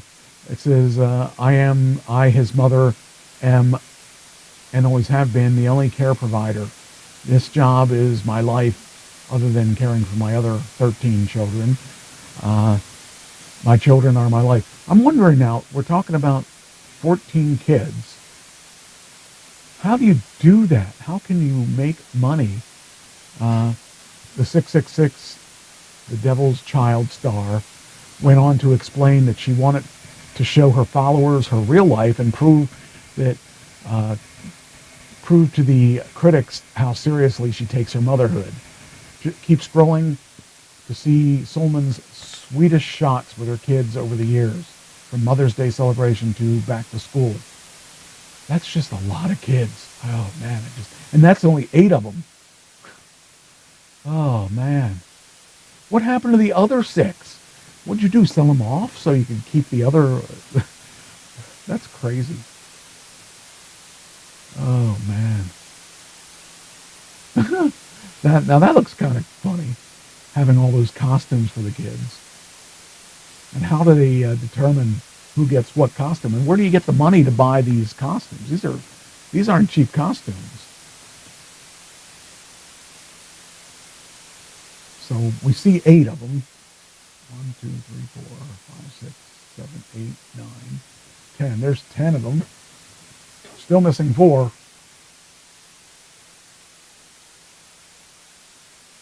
Wow. I just can't imagine. I can't imagine where she's making her money. Oh, and have 8 kids going to school at once. Oh, that's crazy. I mean, I don't know. I mean, I guess she must have sponsorships or something. But I mean, who's paying for this? Because I haven't heard her name in the news in so long, and it's good because she's out of the limelight.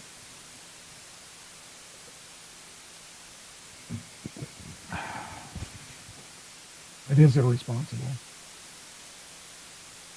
Yeah, I'd have a hard time remembering the names too. Just a night out on the town would run you an arm and a leg. I mean, you can't even really go to dinner without, you know. I gotta aim that camera a little different.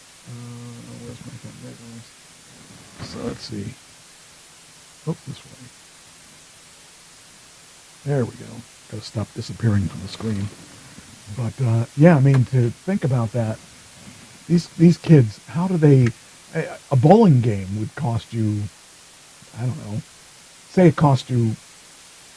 Well, she's got 1, 2, 3, 4, 5, 6, 7, 8, 9 people here. So she spends all her time with those 9 kids. What happened to those 8 kids? What happened to the other 6?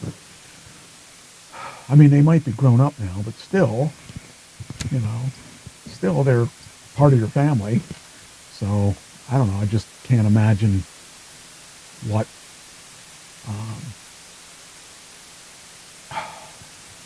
It's crazy. Anyway, there's the 8 again. It's funny, they don't even look alike. They kind of, I guess, depending on who the father. I guess she did the implant or whatever. So who knows what the father is. But you say, and I figure if you gotta keep saying you're such a good mother, and there's something to be looked into. Yeah, probably. Yeah. I don't know. That's crazy. Just crazy.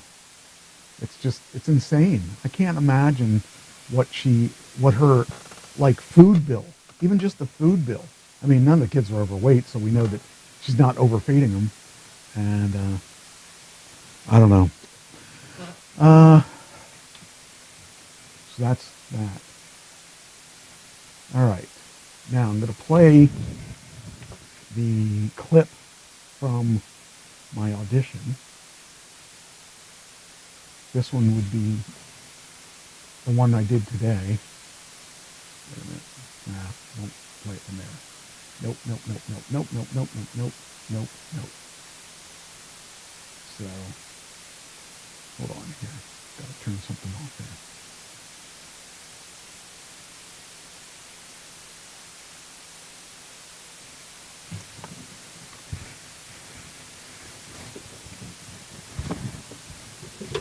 So, this is on, let's see here. Gotta turn this off. And, okay, here we go. Oh, let's see here. For Pennsylvania, and I'm reading the part of Dr. Branchless. Dr. Branchless, thank you for your time. Do you mind if I record this conversation solely for journalistic purposes? I do not mind. Very good then. I'll get right into it immediately. For the tape recording, can you explain your name and qualifications? My name is Dr. Branchless.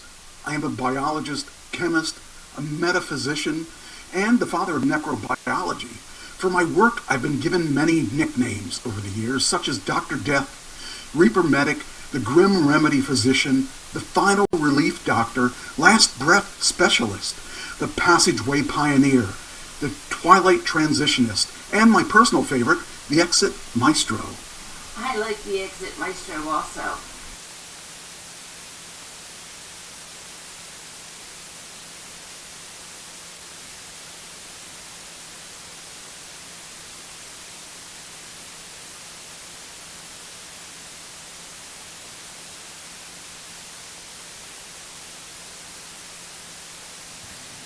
Okay, I don't know what happened.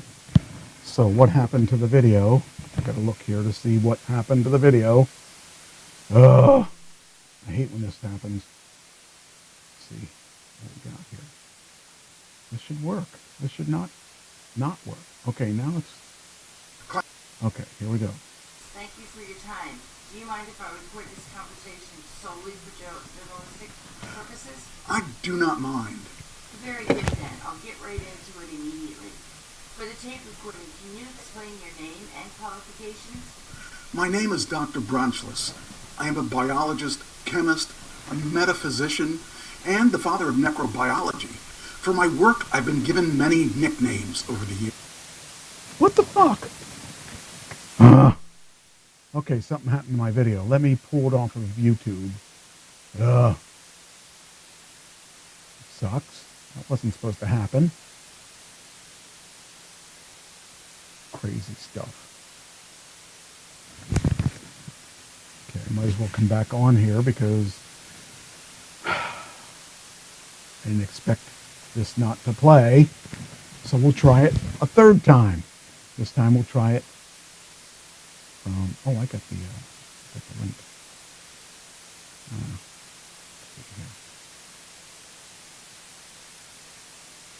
Try it a third time. Oh, what's going on here? Okay, let's try this again. Hopefully this is going to work. Something's going on with the internet here, I think. Because that cut off both times. That doesn't make sense.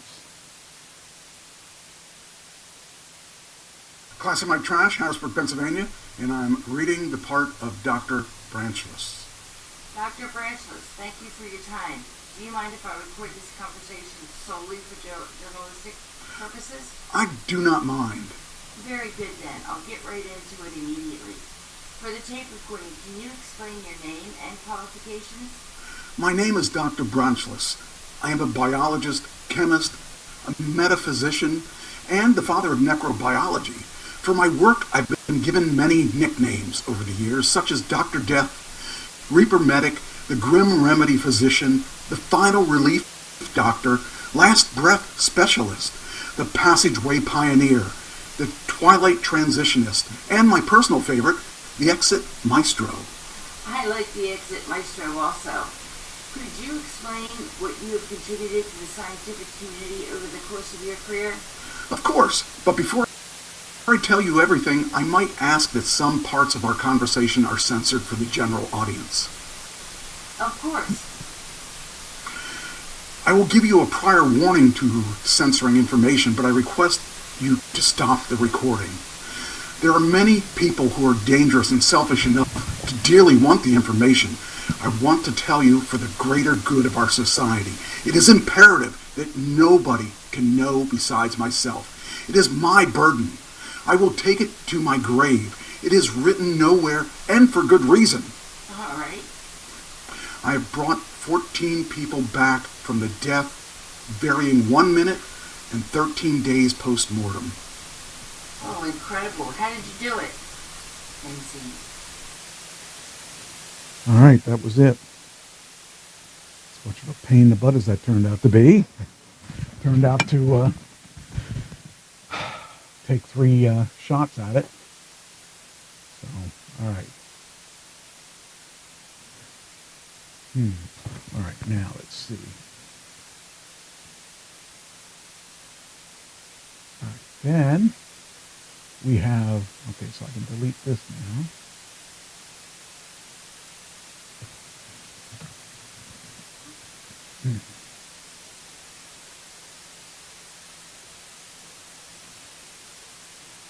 Now, we also have some birthdays. Ryan Reynolds is 47 today. Emilia Clarke is 37. Sam Raimi is 64. He's a director. Weird Al Yankovic is 64. Dwight Yoakam is 67. Let me see who else we got on here. Looks like that's the majority of the people. I don't know a lot of them, so I figure if I don't know them, they don't need to be known. All right, next thing. Our main show now.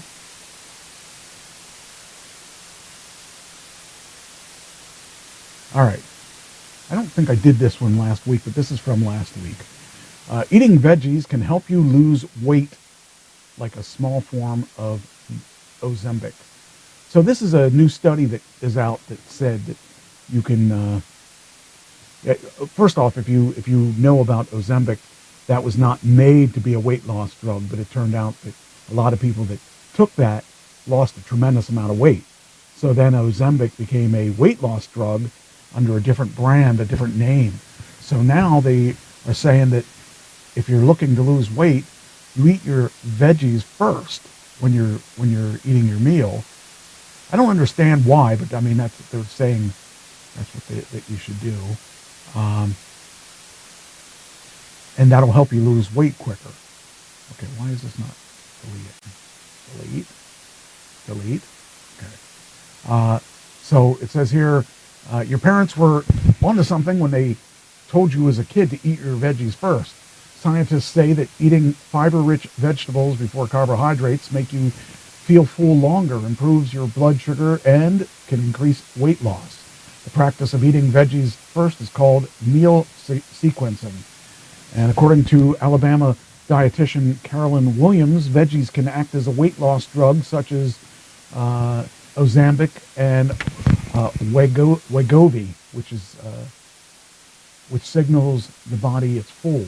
And I think Wegovy is the Ozempic for weight loss.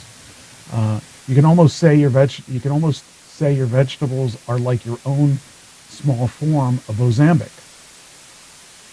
They increase the GLP-1, and that's part of what slows the digestion and slows gastric emptying. When you slow your gastric emptying, your carbohydrates aren't going to be disguised quite as quickly as they are disguised. That's not right. Digested. What a dummy I am. Whew. I do know how to read. Aren't going to be digested quite as quickly as, and aren't going to rush into bloodstream as quickly. GLP-1 is a natural hormone that slows down the passage of food through the stomach, making people feel full longer.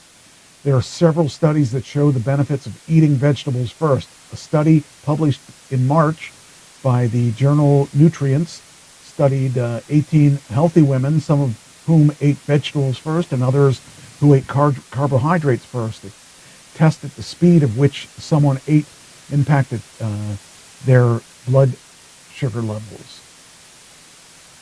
The study found that even if someone ate faster, those who ate vegetables first had lower prandial blood sugar, which means they had lower blood sugar after a meal. They also had lower insulin than those who began their meal by eating carbs. The study authors said that fiber in the vegetables counteracted any spike in blood sugar from the carbohydrates. According to a study conducted in Japan in 2011 and published by PubMed, type 2 diabetics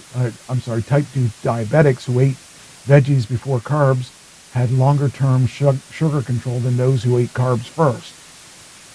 Another 2016 study published in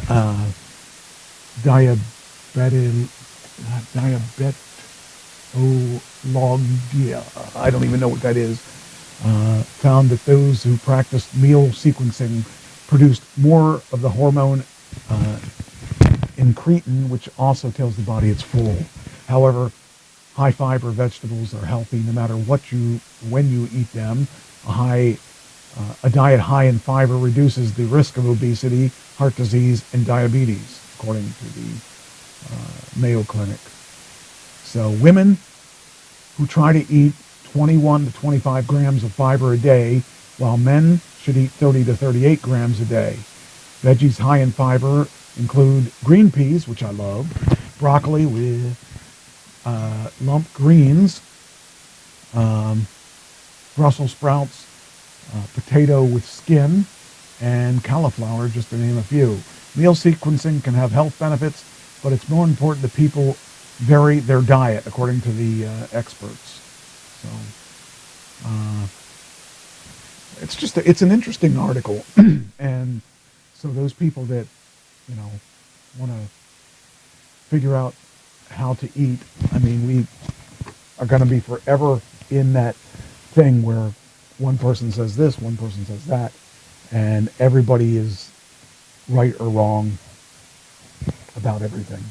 So there's no true and tried way of doing it except eating less, but I don't know.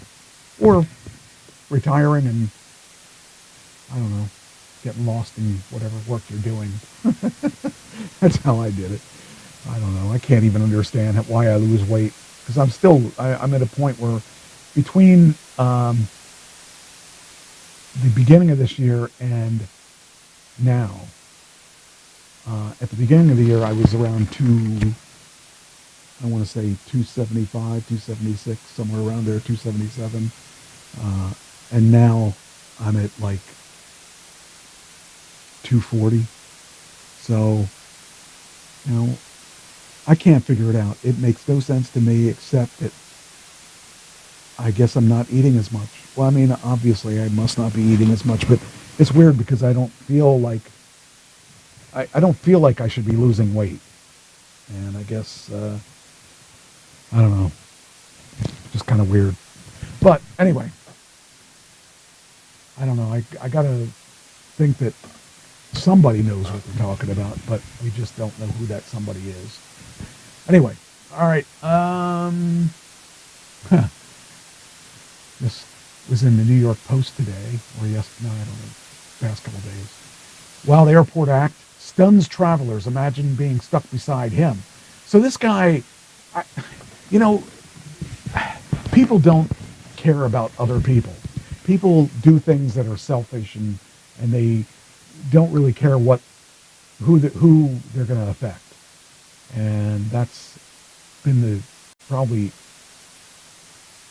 throughout time has been that way. But this guy here is going on an airplane, and I guess he had a long layover. And so because he had a long layover, he had to burn off some energy. So what does he do? Well, he decides that he wants to run back and forth between, to burn up some energy. And I'll tell you what, I don't want to be sitting next to the guy. The guy was flying before he even got on the plane, according to the article. A traveler inside Dublin Airport claims he spotted a man getting a full-on workout before departure. While down at the gate, I noticed a man in full running gear, t-shirt, shorts, runners, running laps up and down the full length of the terminal, passing between passengers and their luggage while waiting to board the flights. I would be furious if I had to be next to that guy. The airport was also busy at the time, so there was quite a lot of people about. The guy was sweating profusely while running. He was doing a significant number of laps around the area. Normally, Gary Champ had some questions before leaving the Emerald Isle. And has anyone seen this before? Was this guy going to shower before getting on the flight? Imagine being stuck on him, beside him for 6+ hours on a flight. Imagining the dude just stenching up the middle seat after running 26 miles. Just yesterday in Doha, Qatar, I saw a woman in full running gear doing laps of the terminal and wondered what on earth she was going on. So that, it's weird to think about, if you're going to be stinking up the area, you don't want to be running before your flight. I mean, that's just go to sleep on the flight. I just can't understand why people don't care about anyone else except themselves. When I saw this, I thought, oh man, as I don't fly a lot, but when I do, I don't want to be sitting next to that guy.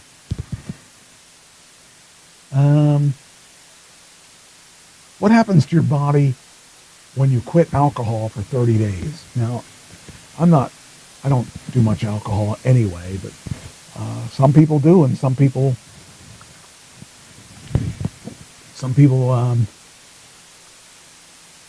keep drinking and drinking, and then they want to quit. And this is what happens when they just quit cold turkey.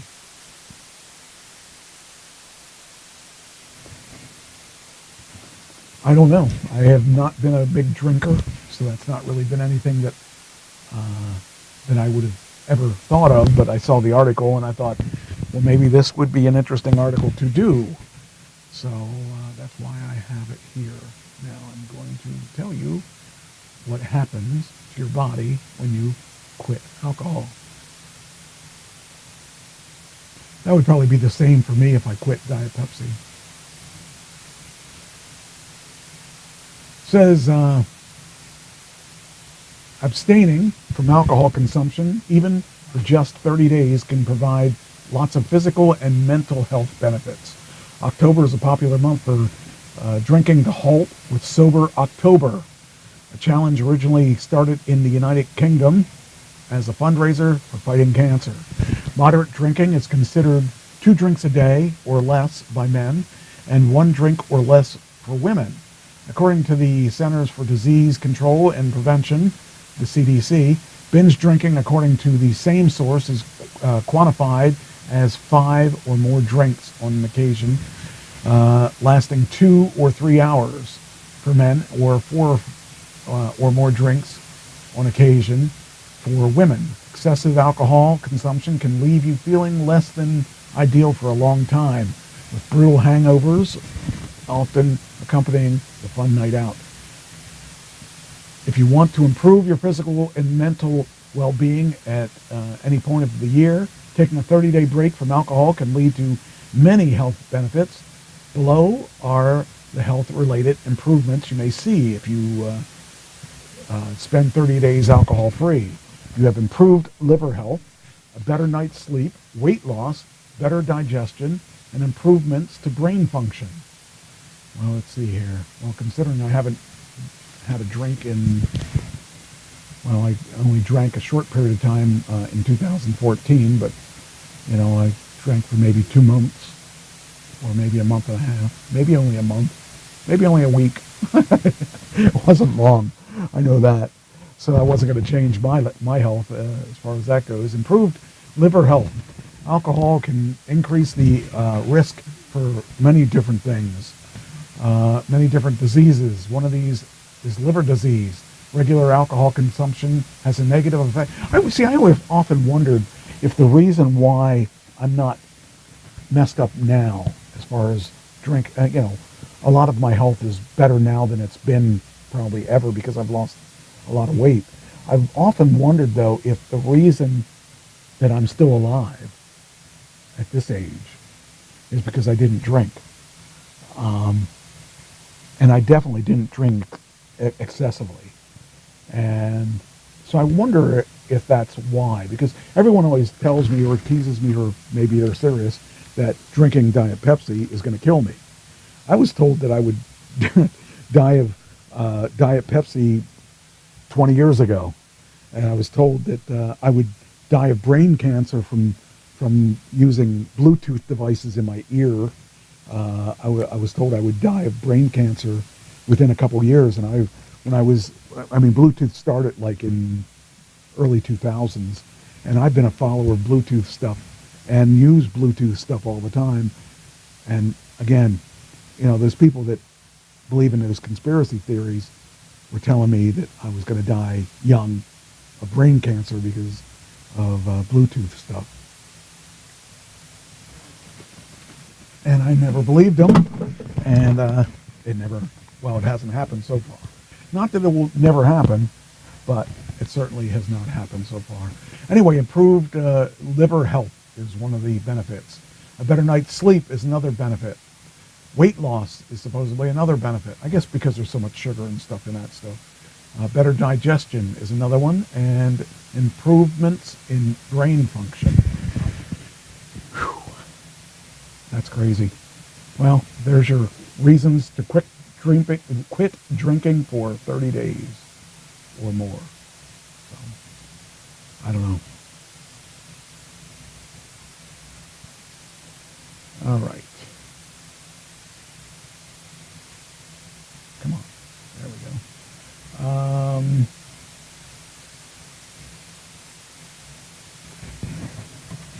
Here's a weird one.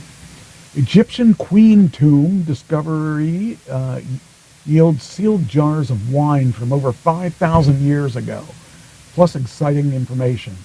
So this is something from Fox News that I saw, and it's weird to think about wine aged for 5,000 years. That's crazy. Thinking that could actually that's actually something that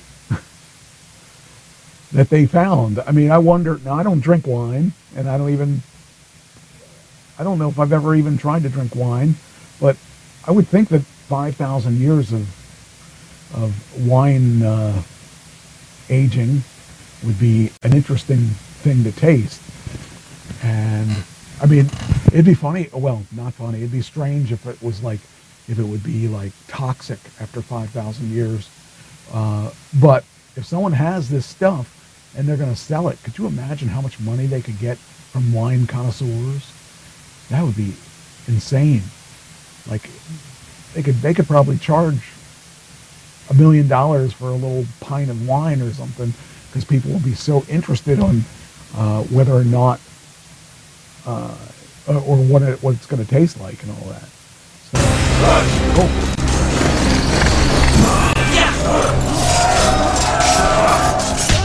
Stop.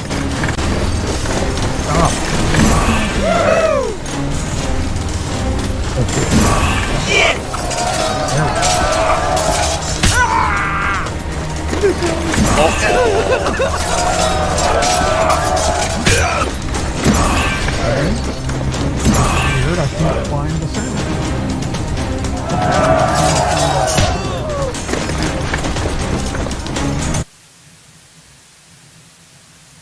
Okay, it should be turned off now. I'm wondering where the sound is, though. I hear it. I don't see it.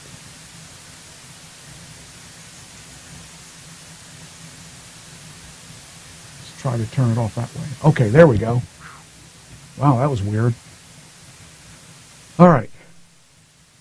Scientists have discovered sealed jars of wine from 5,000 years ago in an Egyptian queen's tomb.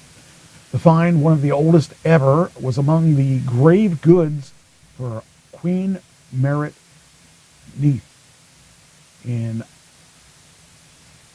Abydos from 3000 BC, according to the SWNS, the British news service.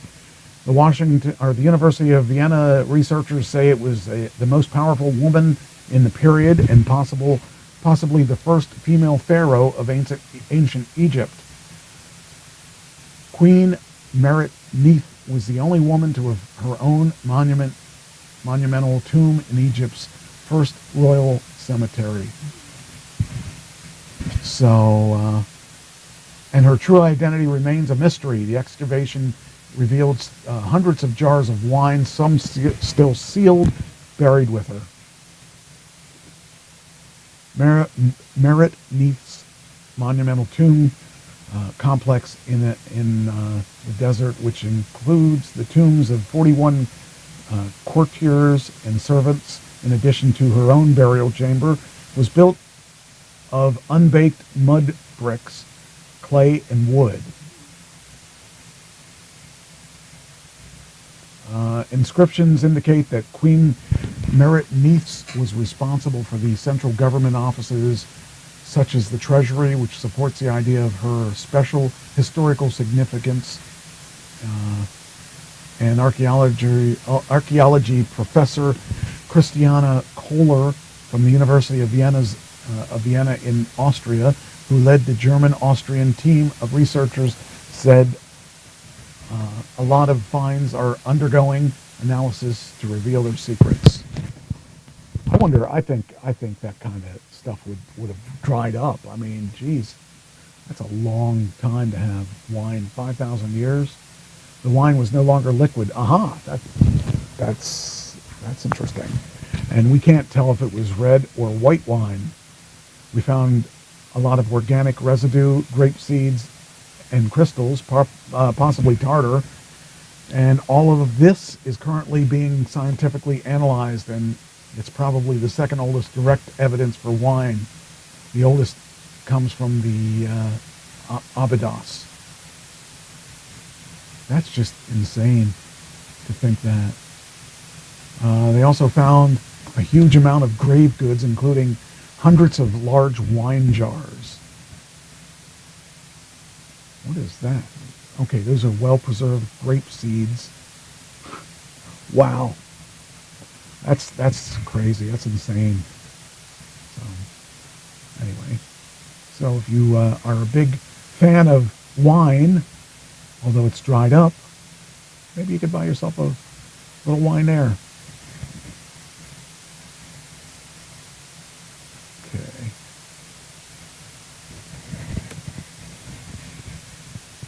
Georgia man slapped with a fine for speeding. He was doing 35 miles per hour over the speed limit. His fine was $1.4 million for speeding. That's a nice fine. I've done that speed. I don't know if I've done 35 over a speed limit. I probably have at some time or another. But to get a $1.4 million fine, okay, that'll make you think about going that fast next time. There we go.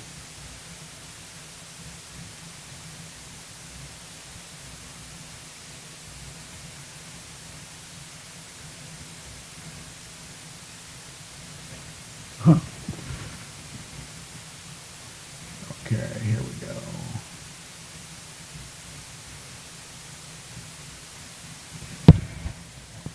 All right. He was fast and then furious. A man caught speeding down the Georgia freeway was bewildered when the cops slapped him with a $1.4 million ticket last month. Connor Cato was driving home through Savannah on September 2nd when the Georgia State Police caught him doing 95 in a 55. While he expected a hefty fine, Cato was astonished when he was handed over a 7-figure charge. He called the court assuming that the fee was a typo, but was reportedly told he had to either pay that sum or appear in court. Man, that would really suck. Like if I was driving to Atlanta from Pennsylvania, or driving through there, let's say when I went down to Miami, I went through Georgia because I stayed at a friend's house. If I got a fine like that and waited till I got home to check on it, to think that I would have to go all the way down there because the court would not change that fine unless you appeared in court. Because so basically, if anytime it's over a certain amount, they want you there. So he called the court assuming the fine was a typo, but reportedly was told that he had to either pay the sum or appear in court. So that means that at that point, when you hit a certain amount, you've got to go back down there, regardless of where you're from, You got to go back down there to appear in court or pay $1.4 million. Whew. That's crazy. Criminal defense attorney Snell Patel said that he never had seen such a fine for a misdemeanor. Not $1.4 million. That's something that goes in the cases that are drug trafficking, murderers, aggravated assaults, or something of that nature. Lucky for Cato, the massive price was actually a placeholder that he was never expected to pay. Wow. Look at that. Speeding, issued 9-2. Connor Cato. Balance is $1,040,038.52. And it says here, the staggering figure was generated by e-citation software used by the local recorder's court that is automatically applied to super speeders, anyone caught doing more than 35 miles an hour over the speed limit. A judge will set the fine, which cannot exceed $1,000, plus state mandated costs at the mandatory court appearance. We do not issue that placeholder as a threat to scare anybody into court, even if this person heard differently from someone in our organization. The programmers who designed the software used the highest number possible because of the super speeder tickets as a mandatory court appearance, and do not have a trip amount attached to them when they issued by the police. But that's really crazy, because that means you can't not be it there.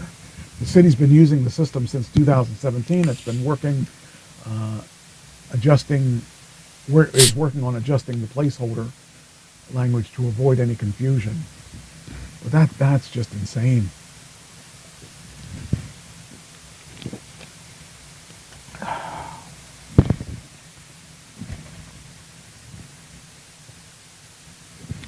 All right. Next. California mom who threw sex parties for her teen son searched online for hot 16-year-old teenage girls, according to docs. Now that's a mom that that will take care of her kids. Oh man, that mom. I just, I can't. Where I think it's kind of funny, and I think it would be interesting if when I was a kid, if that would have happened, that would have been cool. But as an adult, thinking that the mother's out there doing this for their kids, that is a little kind of gross to think that the mother was doing that. Seems kind of silly, but I don't know. Today's world is a lot different than it was when I was a kid. So it says the California mom, darn it, here we go, accused of hosting depraved sex parties for her teen son, conducted disturbing online searches for hot 16-year-old teenage girls and downloaded images of scantily clad young teens. Shannon O'Connor, she was 48, made the steamy Google lookups for prudent youth content on her cell phone, which was confiscated after she was busted on 2021 for throwing booze-filled teen sex bashes. The so-called party mom, who has a court hearing next month for the six shandigs for her 15-year-old son's friends and classmates in Los Gatos High School in Los Gatos, during which kids would be, says plied, I guess plied with alcohol until some vomited and others were sexually abused while O'Connor watched and laughed. Jeez. A new report said that O'Connor's cell phone contained evidence of her Google searches for things including good books with young sex, along with several videos of undressed underage girls, including TikTok. Wow. The videos showed young girls who appear to be underage. They are dressed in revealing clothing. There was no evidence that the girls in these videos were personally known by the defendant. Oh man, she's in serious trouble. The suspect allegedly lured girls to her home by hosting parties and facilitated sexual encounters, some consensual, some non-consensual. Victims reported O'Connor watched as they were sexually assaulted. Oh man, this is so stupid. These people. Evidence admitted at preliminary hearings will show offenses alleged above were committed by defendant as a result of sexual compulsion and purpose of sexual gratification. O'Connor helped minors sneak out of their homes in the middle of the night without their parents' knowledge. She would communicate via Snapchat or text message, pick them up, and drive them to her home. She got the children under her care so drunk that many would vomit, be unable to stand, and even lose consciousness. She urged them to engage in sexual activity with each other. Man, she's going to be put away for a long time. O'Connor was opinionated about girls who were allowed to attend her parties. She would reject girls as guests by saying they weren't pretty enough or didn't put out. O'Connor also allegedly let minors drive her SUV in the parking lot. During the night of drinking with O'Connor and some teens in December 2020, a boy was knocked unconscious and suffered a concussion after he fell from the back of the SUV. O'Connor told police, called by a bystander, that she would take the teens home and then searched for what to do with a concussion in a teenager and a cracked skull. Oh, she's in serious trouble. See here, I'm trying to see if I can make this picture bigger. I guess I can't. I want to see. I don't know. I can't see what this picture is. O'Connor's husband, Robert Amaral, was completely unaware of his wife's alleged activities and reportedly filed for divorce earlier this year. The woman tore my life apart. I suffered and had to deal with the reputation of being the girl that got raped. I would live my high school years with this cloud over my head, one girl told a judge during a court hearing in April. Shannon doesn't have a conscience. She's a con artist. I will never have the life I once had, and neither would she. I can't imagine a mother putting this together. I mean, a father, I would believe it more than I would believe a mother would do this. I would think that a mother would have at least, some kind of opinion of things that show that maybe, I don't know, I would think that a mother would have, I don't know. It's so weird to think that somebody would do this. And yet, it happened. I mean, it was a situation. So, I don't know. It's really weird to think of. So, anyway, I think this woman's going to go away for a little while. She Googled questions about statutes of limitation, laws against providing minors with alcohol, and out-of-state prosecutions. She moved with her sons to Eagle, Idaho, where she learned that Los Gatos police had begun investigating her in 2021. They're going to call her back, and they're going to, I can't imagine, I don't know, can't imagine it. It's unreal. She's going to be going away. What happened to my... There it is. Whoa. Hello. There we go. There we go. Okay. Next one.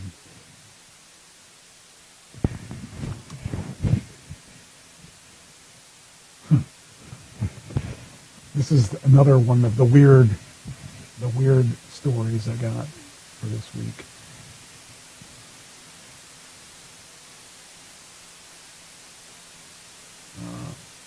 Funeral worker fired after using a sex doll of a dead man he was tasked to collect. Whew. I swear this week has had the weirdest stuff. And the weirdest things happening.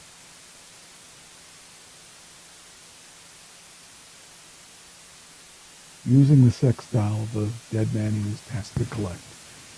Whew. I mean, it's like, where do these people come from? I wouldn't want a used sex doll from anybody. I don't even necessarily want a sex doll. I would prefer the real thing. No reason to have a sex doll if you have the real thing. But these people are just out there. All right, here's a story.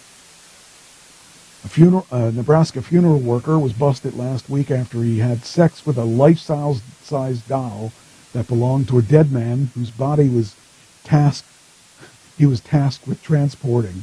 Ryan Smith was arrested Friday on charges of burglary, criminal trespassing, tampering with physical evidence, and was promptly fired from his Omaha mortuary gig.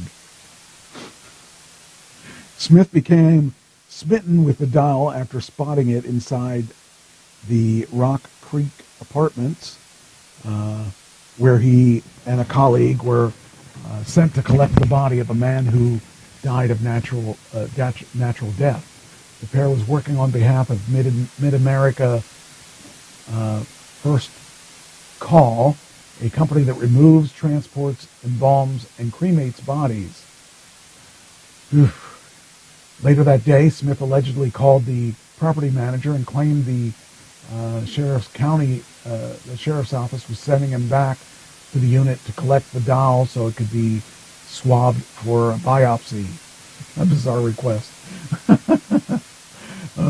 Which was immediately shot down. The creep decided to help himself and somehow weaseled. Here's the weasel. The manager stumbled upon a disturbing scene when investigating noises came from inside the unit, which was deadbolted and locked with a chain. Smith then allegedly walked out with his clothing disheveled and warned the manager he would return with a warrant for the doll.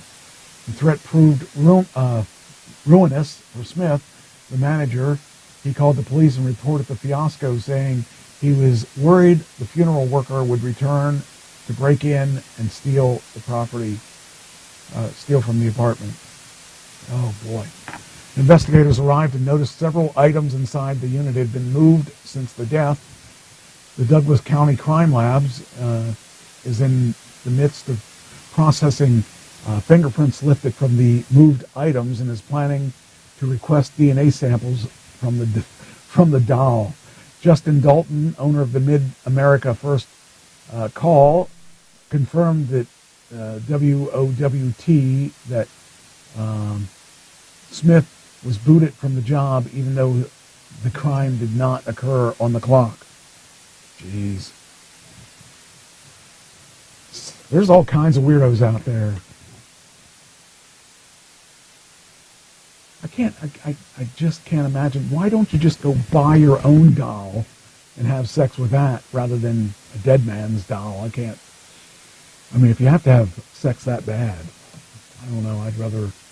I wouldn't want to have sex with somebody else's doll, especially because you never know what that guy had and if he cleaned the doll or, just the idea of it is just really weird.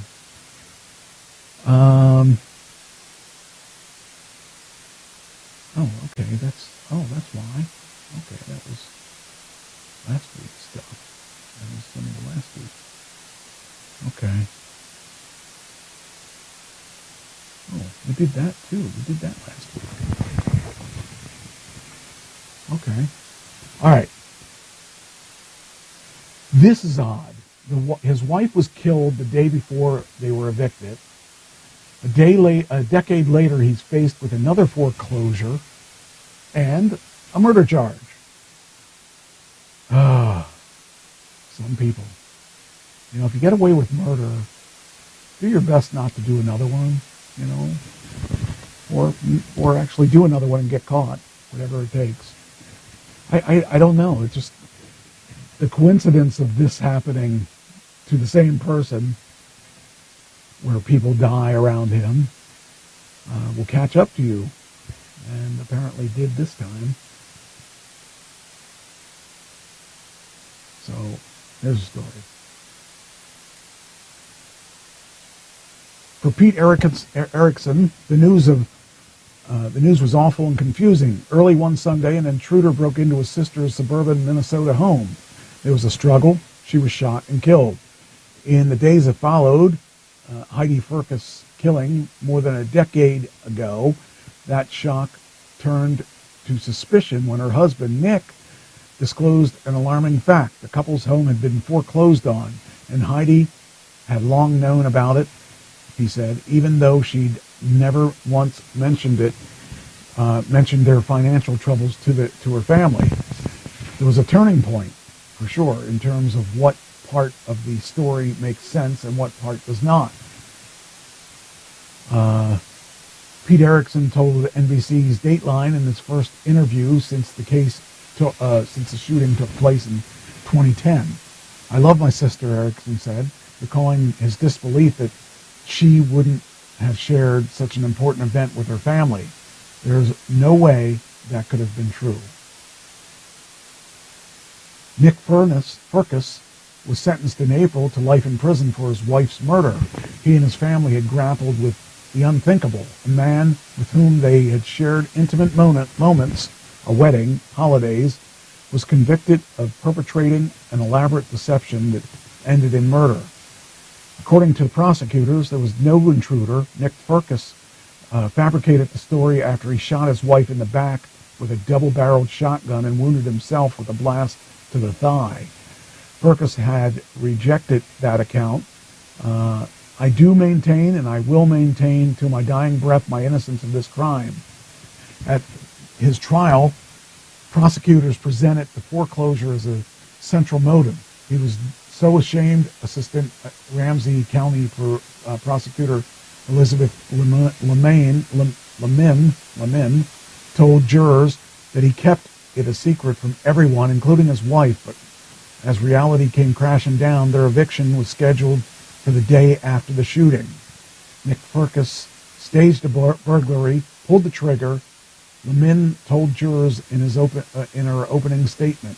Lemon told Dateline the foreclosure would have revealed who Firkus really was, a man who held himself out to be accomplished, capable, and church-going, but was actually the quiet guy in the corner who had squandered the couple's money and lost their home. Another prosecutor in the case, Raquel Cracker, said to be exposed in that way, it just couldn't happen. If he was going to lose Heidi, he was going to lose everything, she said. The couple met at church when she was a freshman in high school and he was a junior. They married in 2006. He worked for his father's carpet cleaning company, and she worked entry-level jobs and eventually landed a job at Securian, a financial services company. There wasn't any reason to think this wasn't a good match. They bought their home in 2007 at the height of the financial bubble, but were quickly underwater. Lehman said in the prosecution opening statement. By the end of 2008, after the couple took out 2 mortgages, the bank began sending foreclosure notices. The home was sold at a sheriff's auction the next summer. One of Firkus's lawyers, Joe Friedman, told Dateline that it was impossible for Heidi's family to know what she knew or didn't know about the foreclosure. But the evidence was overwhelming that she was aware of it. She would have had to been stupid or naive if she didn't know, because the house was filled with documents that would have told anybody. Another lawyer, Richard Robert Richmond said there was no deception by Nick Firkus. There's no evidence that he was hiding this from Heidi. And if he wasn't actively hiding it from her, it would have been impossible for her to know, for her not to know. The situation didn't improve after Heidi's death. It didn't cause an influx of cash to Nick. It did not prevent the foreclosure. He still had to move out of the house, but now he didn't have his life partner to do it with. Nikki Snipes, the detective who investigated the killing for the St. Paul Police Department, said the evidence supported a different conclusion. She told Dateline that she examined the couple's emails and texts and found no communication related to the foreclosure or moving to a storage unit or to figuring out what they would sleep, where they would sleep the following night. I was looking for something as small as, can you grab some tape and black markers? We were looking for even the tiniest little clues to say, well, she did know something was up, and we couldn't find them. Snipes also interviewed the lawyers who handled the foreclosure and the eviction, and neither discussed the matter with Heidi. Only one of the couple, Nick Firkus, attended the court hearing for the eviction roughly a month and a half before the killing. The detail stayed with the couple's lawyer during the hearing.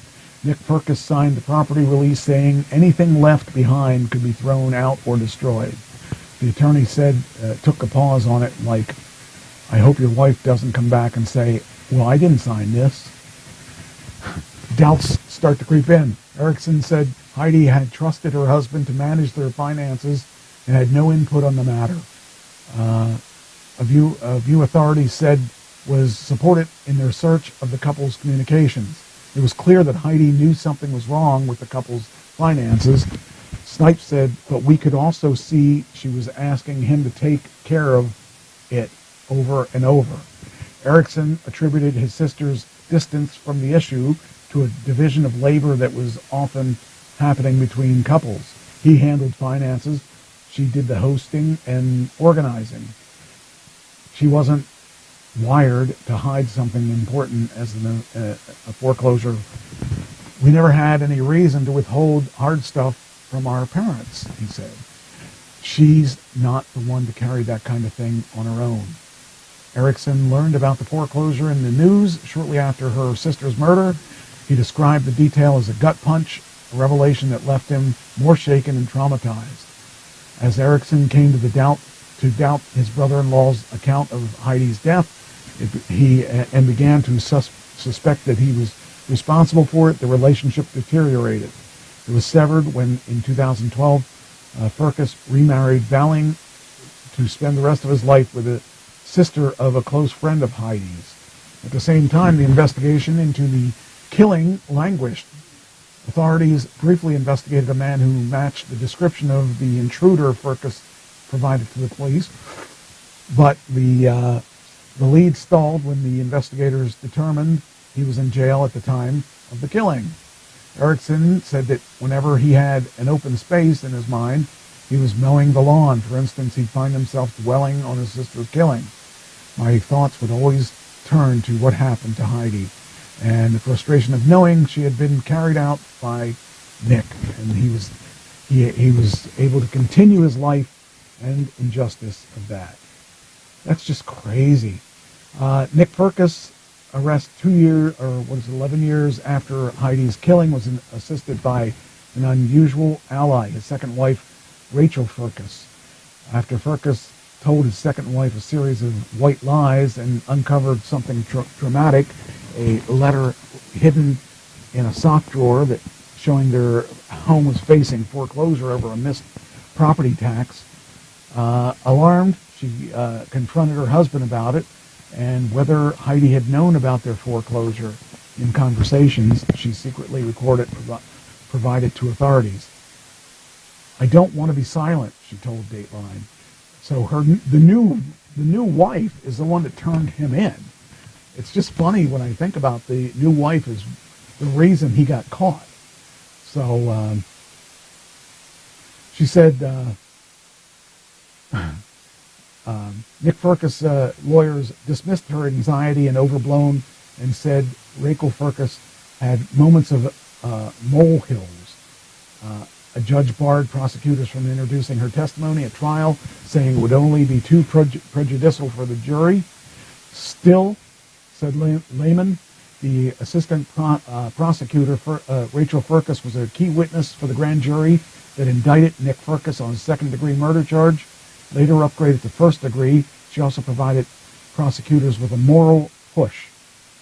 Erickson, too, found that the bravery was remarkable, saying that he couldn't imagine the stress she must have been feeling.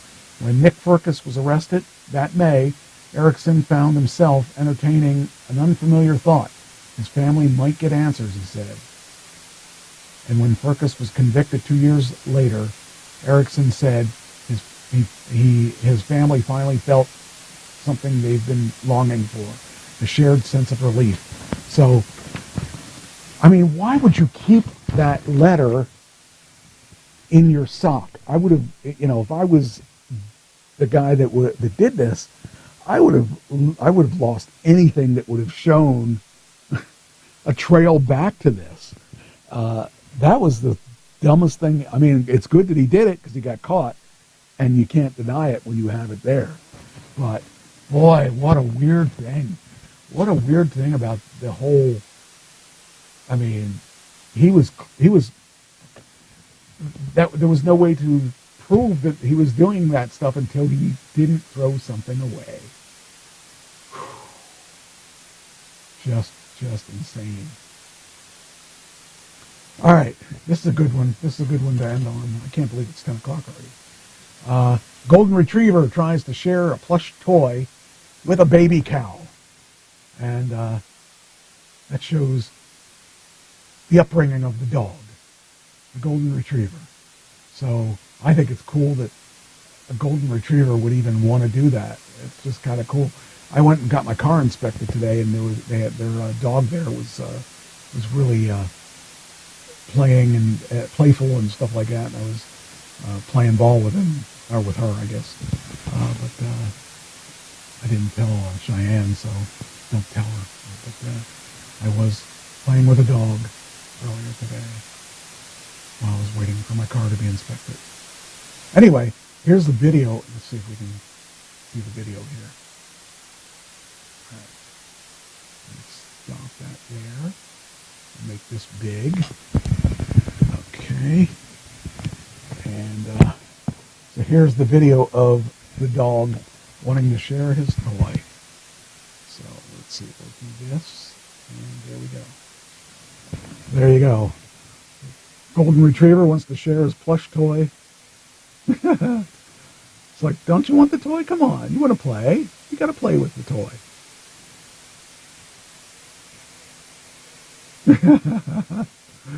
Golden Retrievers are great. Let's try it again.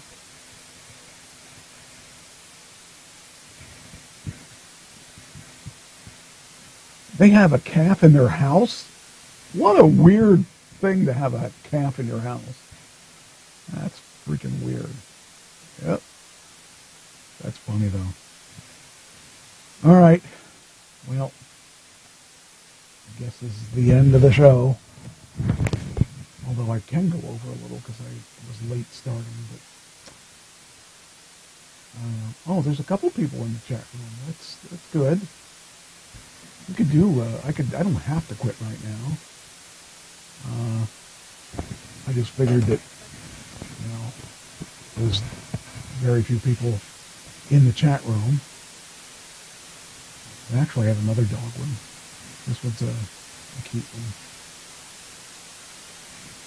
There you go. This is dog walkers and encounter the forest floor moving like a... This is really weird. I watched this last night. Really strange that this ground was moving, and makes you wonder what's going on with the world. Okay, let's get this shared to people. Okay. There we go.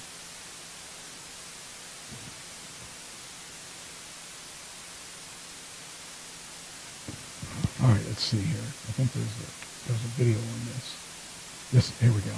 This is really insane.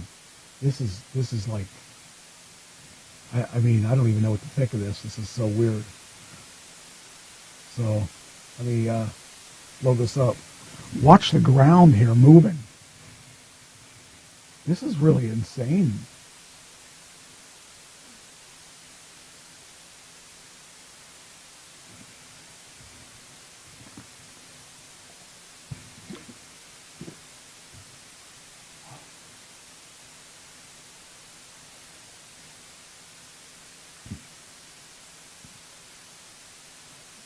Watch this ground here. Watch it. It's going to move.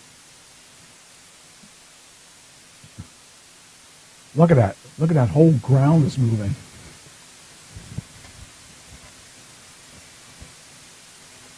That's crazy. That's scary crazy. Let's see here.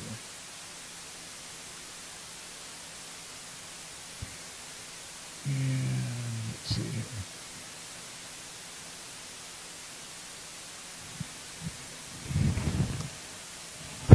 This is really interesting too. These police dogs, they got their protective vests. I love that, because I mean, these dogs, they go above and beyond the Call of Duty, and man, I feel bad if any of those dogs get injured or whatever.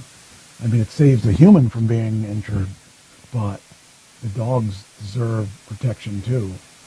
And here you've got your two dogs, and they're getting their bulletproof vests so that they can survive just like people. There we go. Oh, darn it. Didn't want that to happen. I got to do it again. There we go. So, that's crazy. Wilmington, North Carolina, 2 Wilmington Police Department canines have received their protective vests. Stanley and Marion have received bullet and stab protection vests thanks to a charitable donation from nonprofit organizations Vested Interest in Canines. Both vests were sponsored by Vested Interest in Canines and embroidered with the sentiment in memory of Canine Sultan, EOW 61023. The Vested Interest Canines Inc., established in 2009 as a 501c3 charitable, whose mission is to provide bullet and stab protection and other assistance to other assistance dogs in law enforcement and related activity agencies through the United States. Since its inception, Vested Interest in Canines Inc. has provided over 5,289 vests to canines in all 50 states, a value of $6.9 million. But that's a kind of a cool thing. It's good to see dogs get taken care of. All right, well, geez, the end of the show. I am going to see if there's anything else I need to talk about today, but I think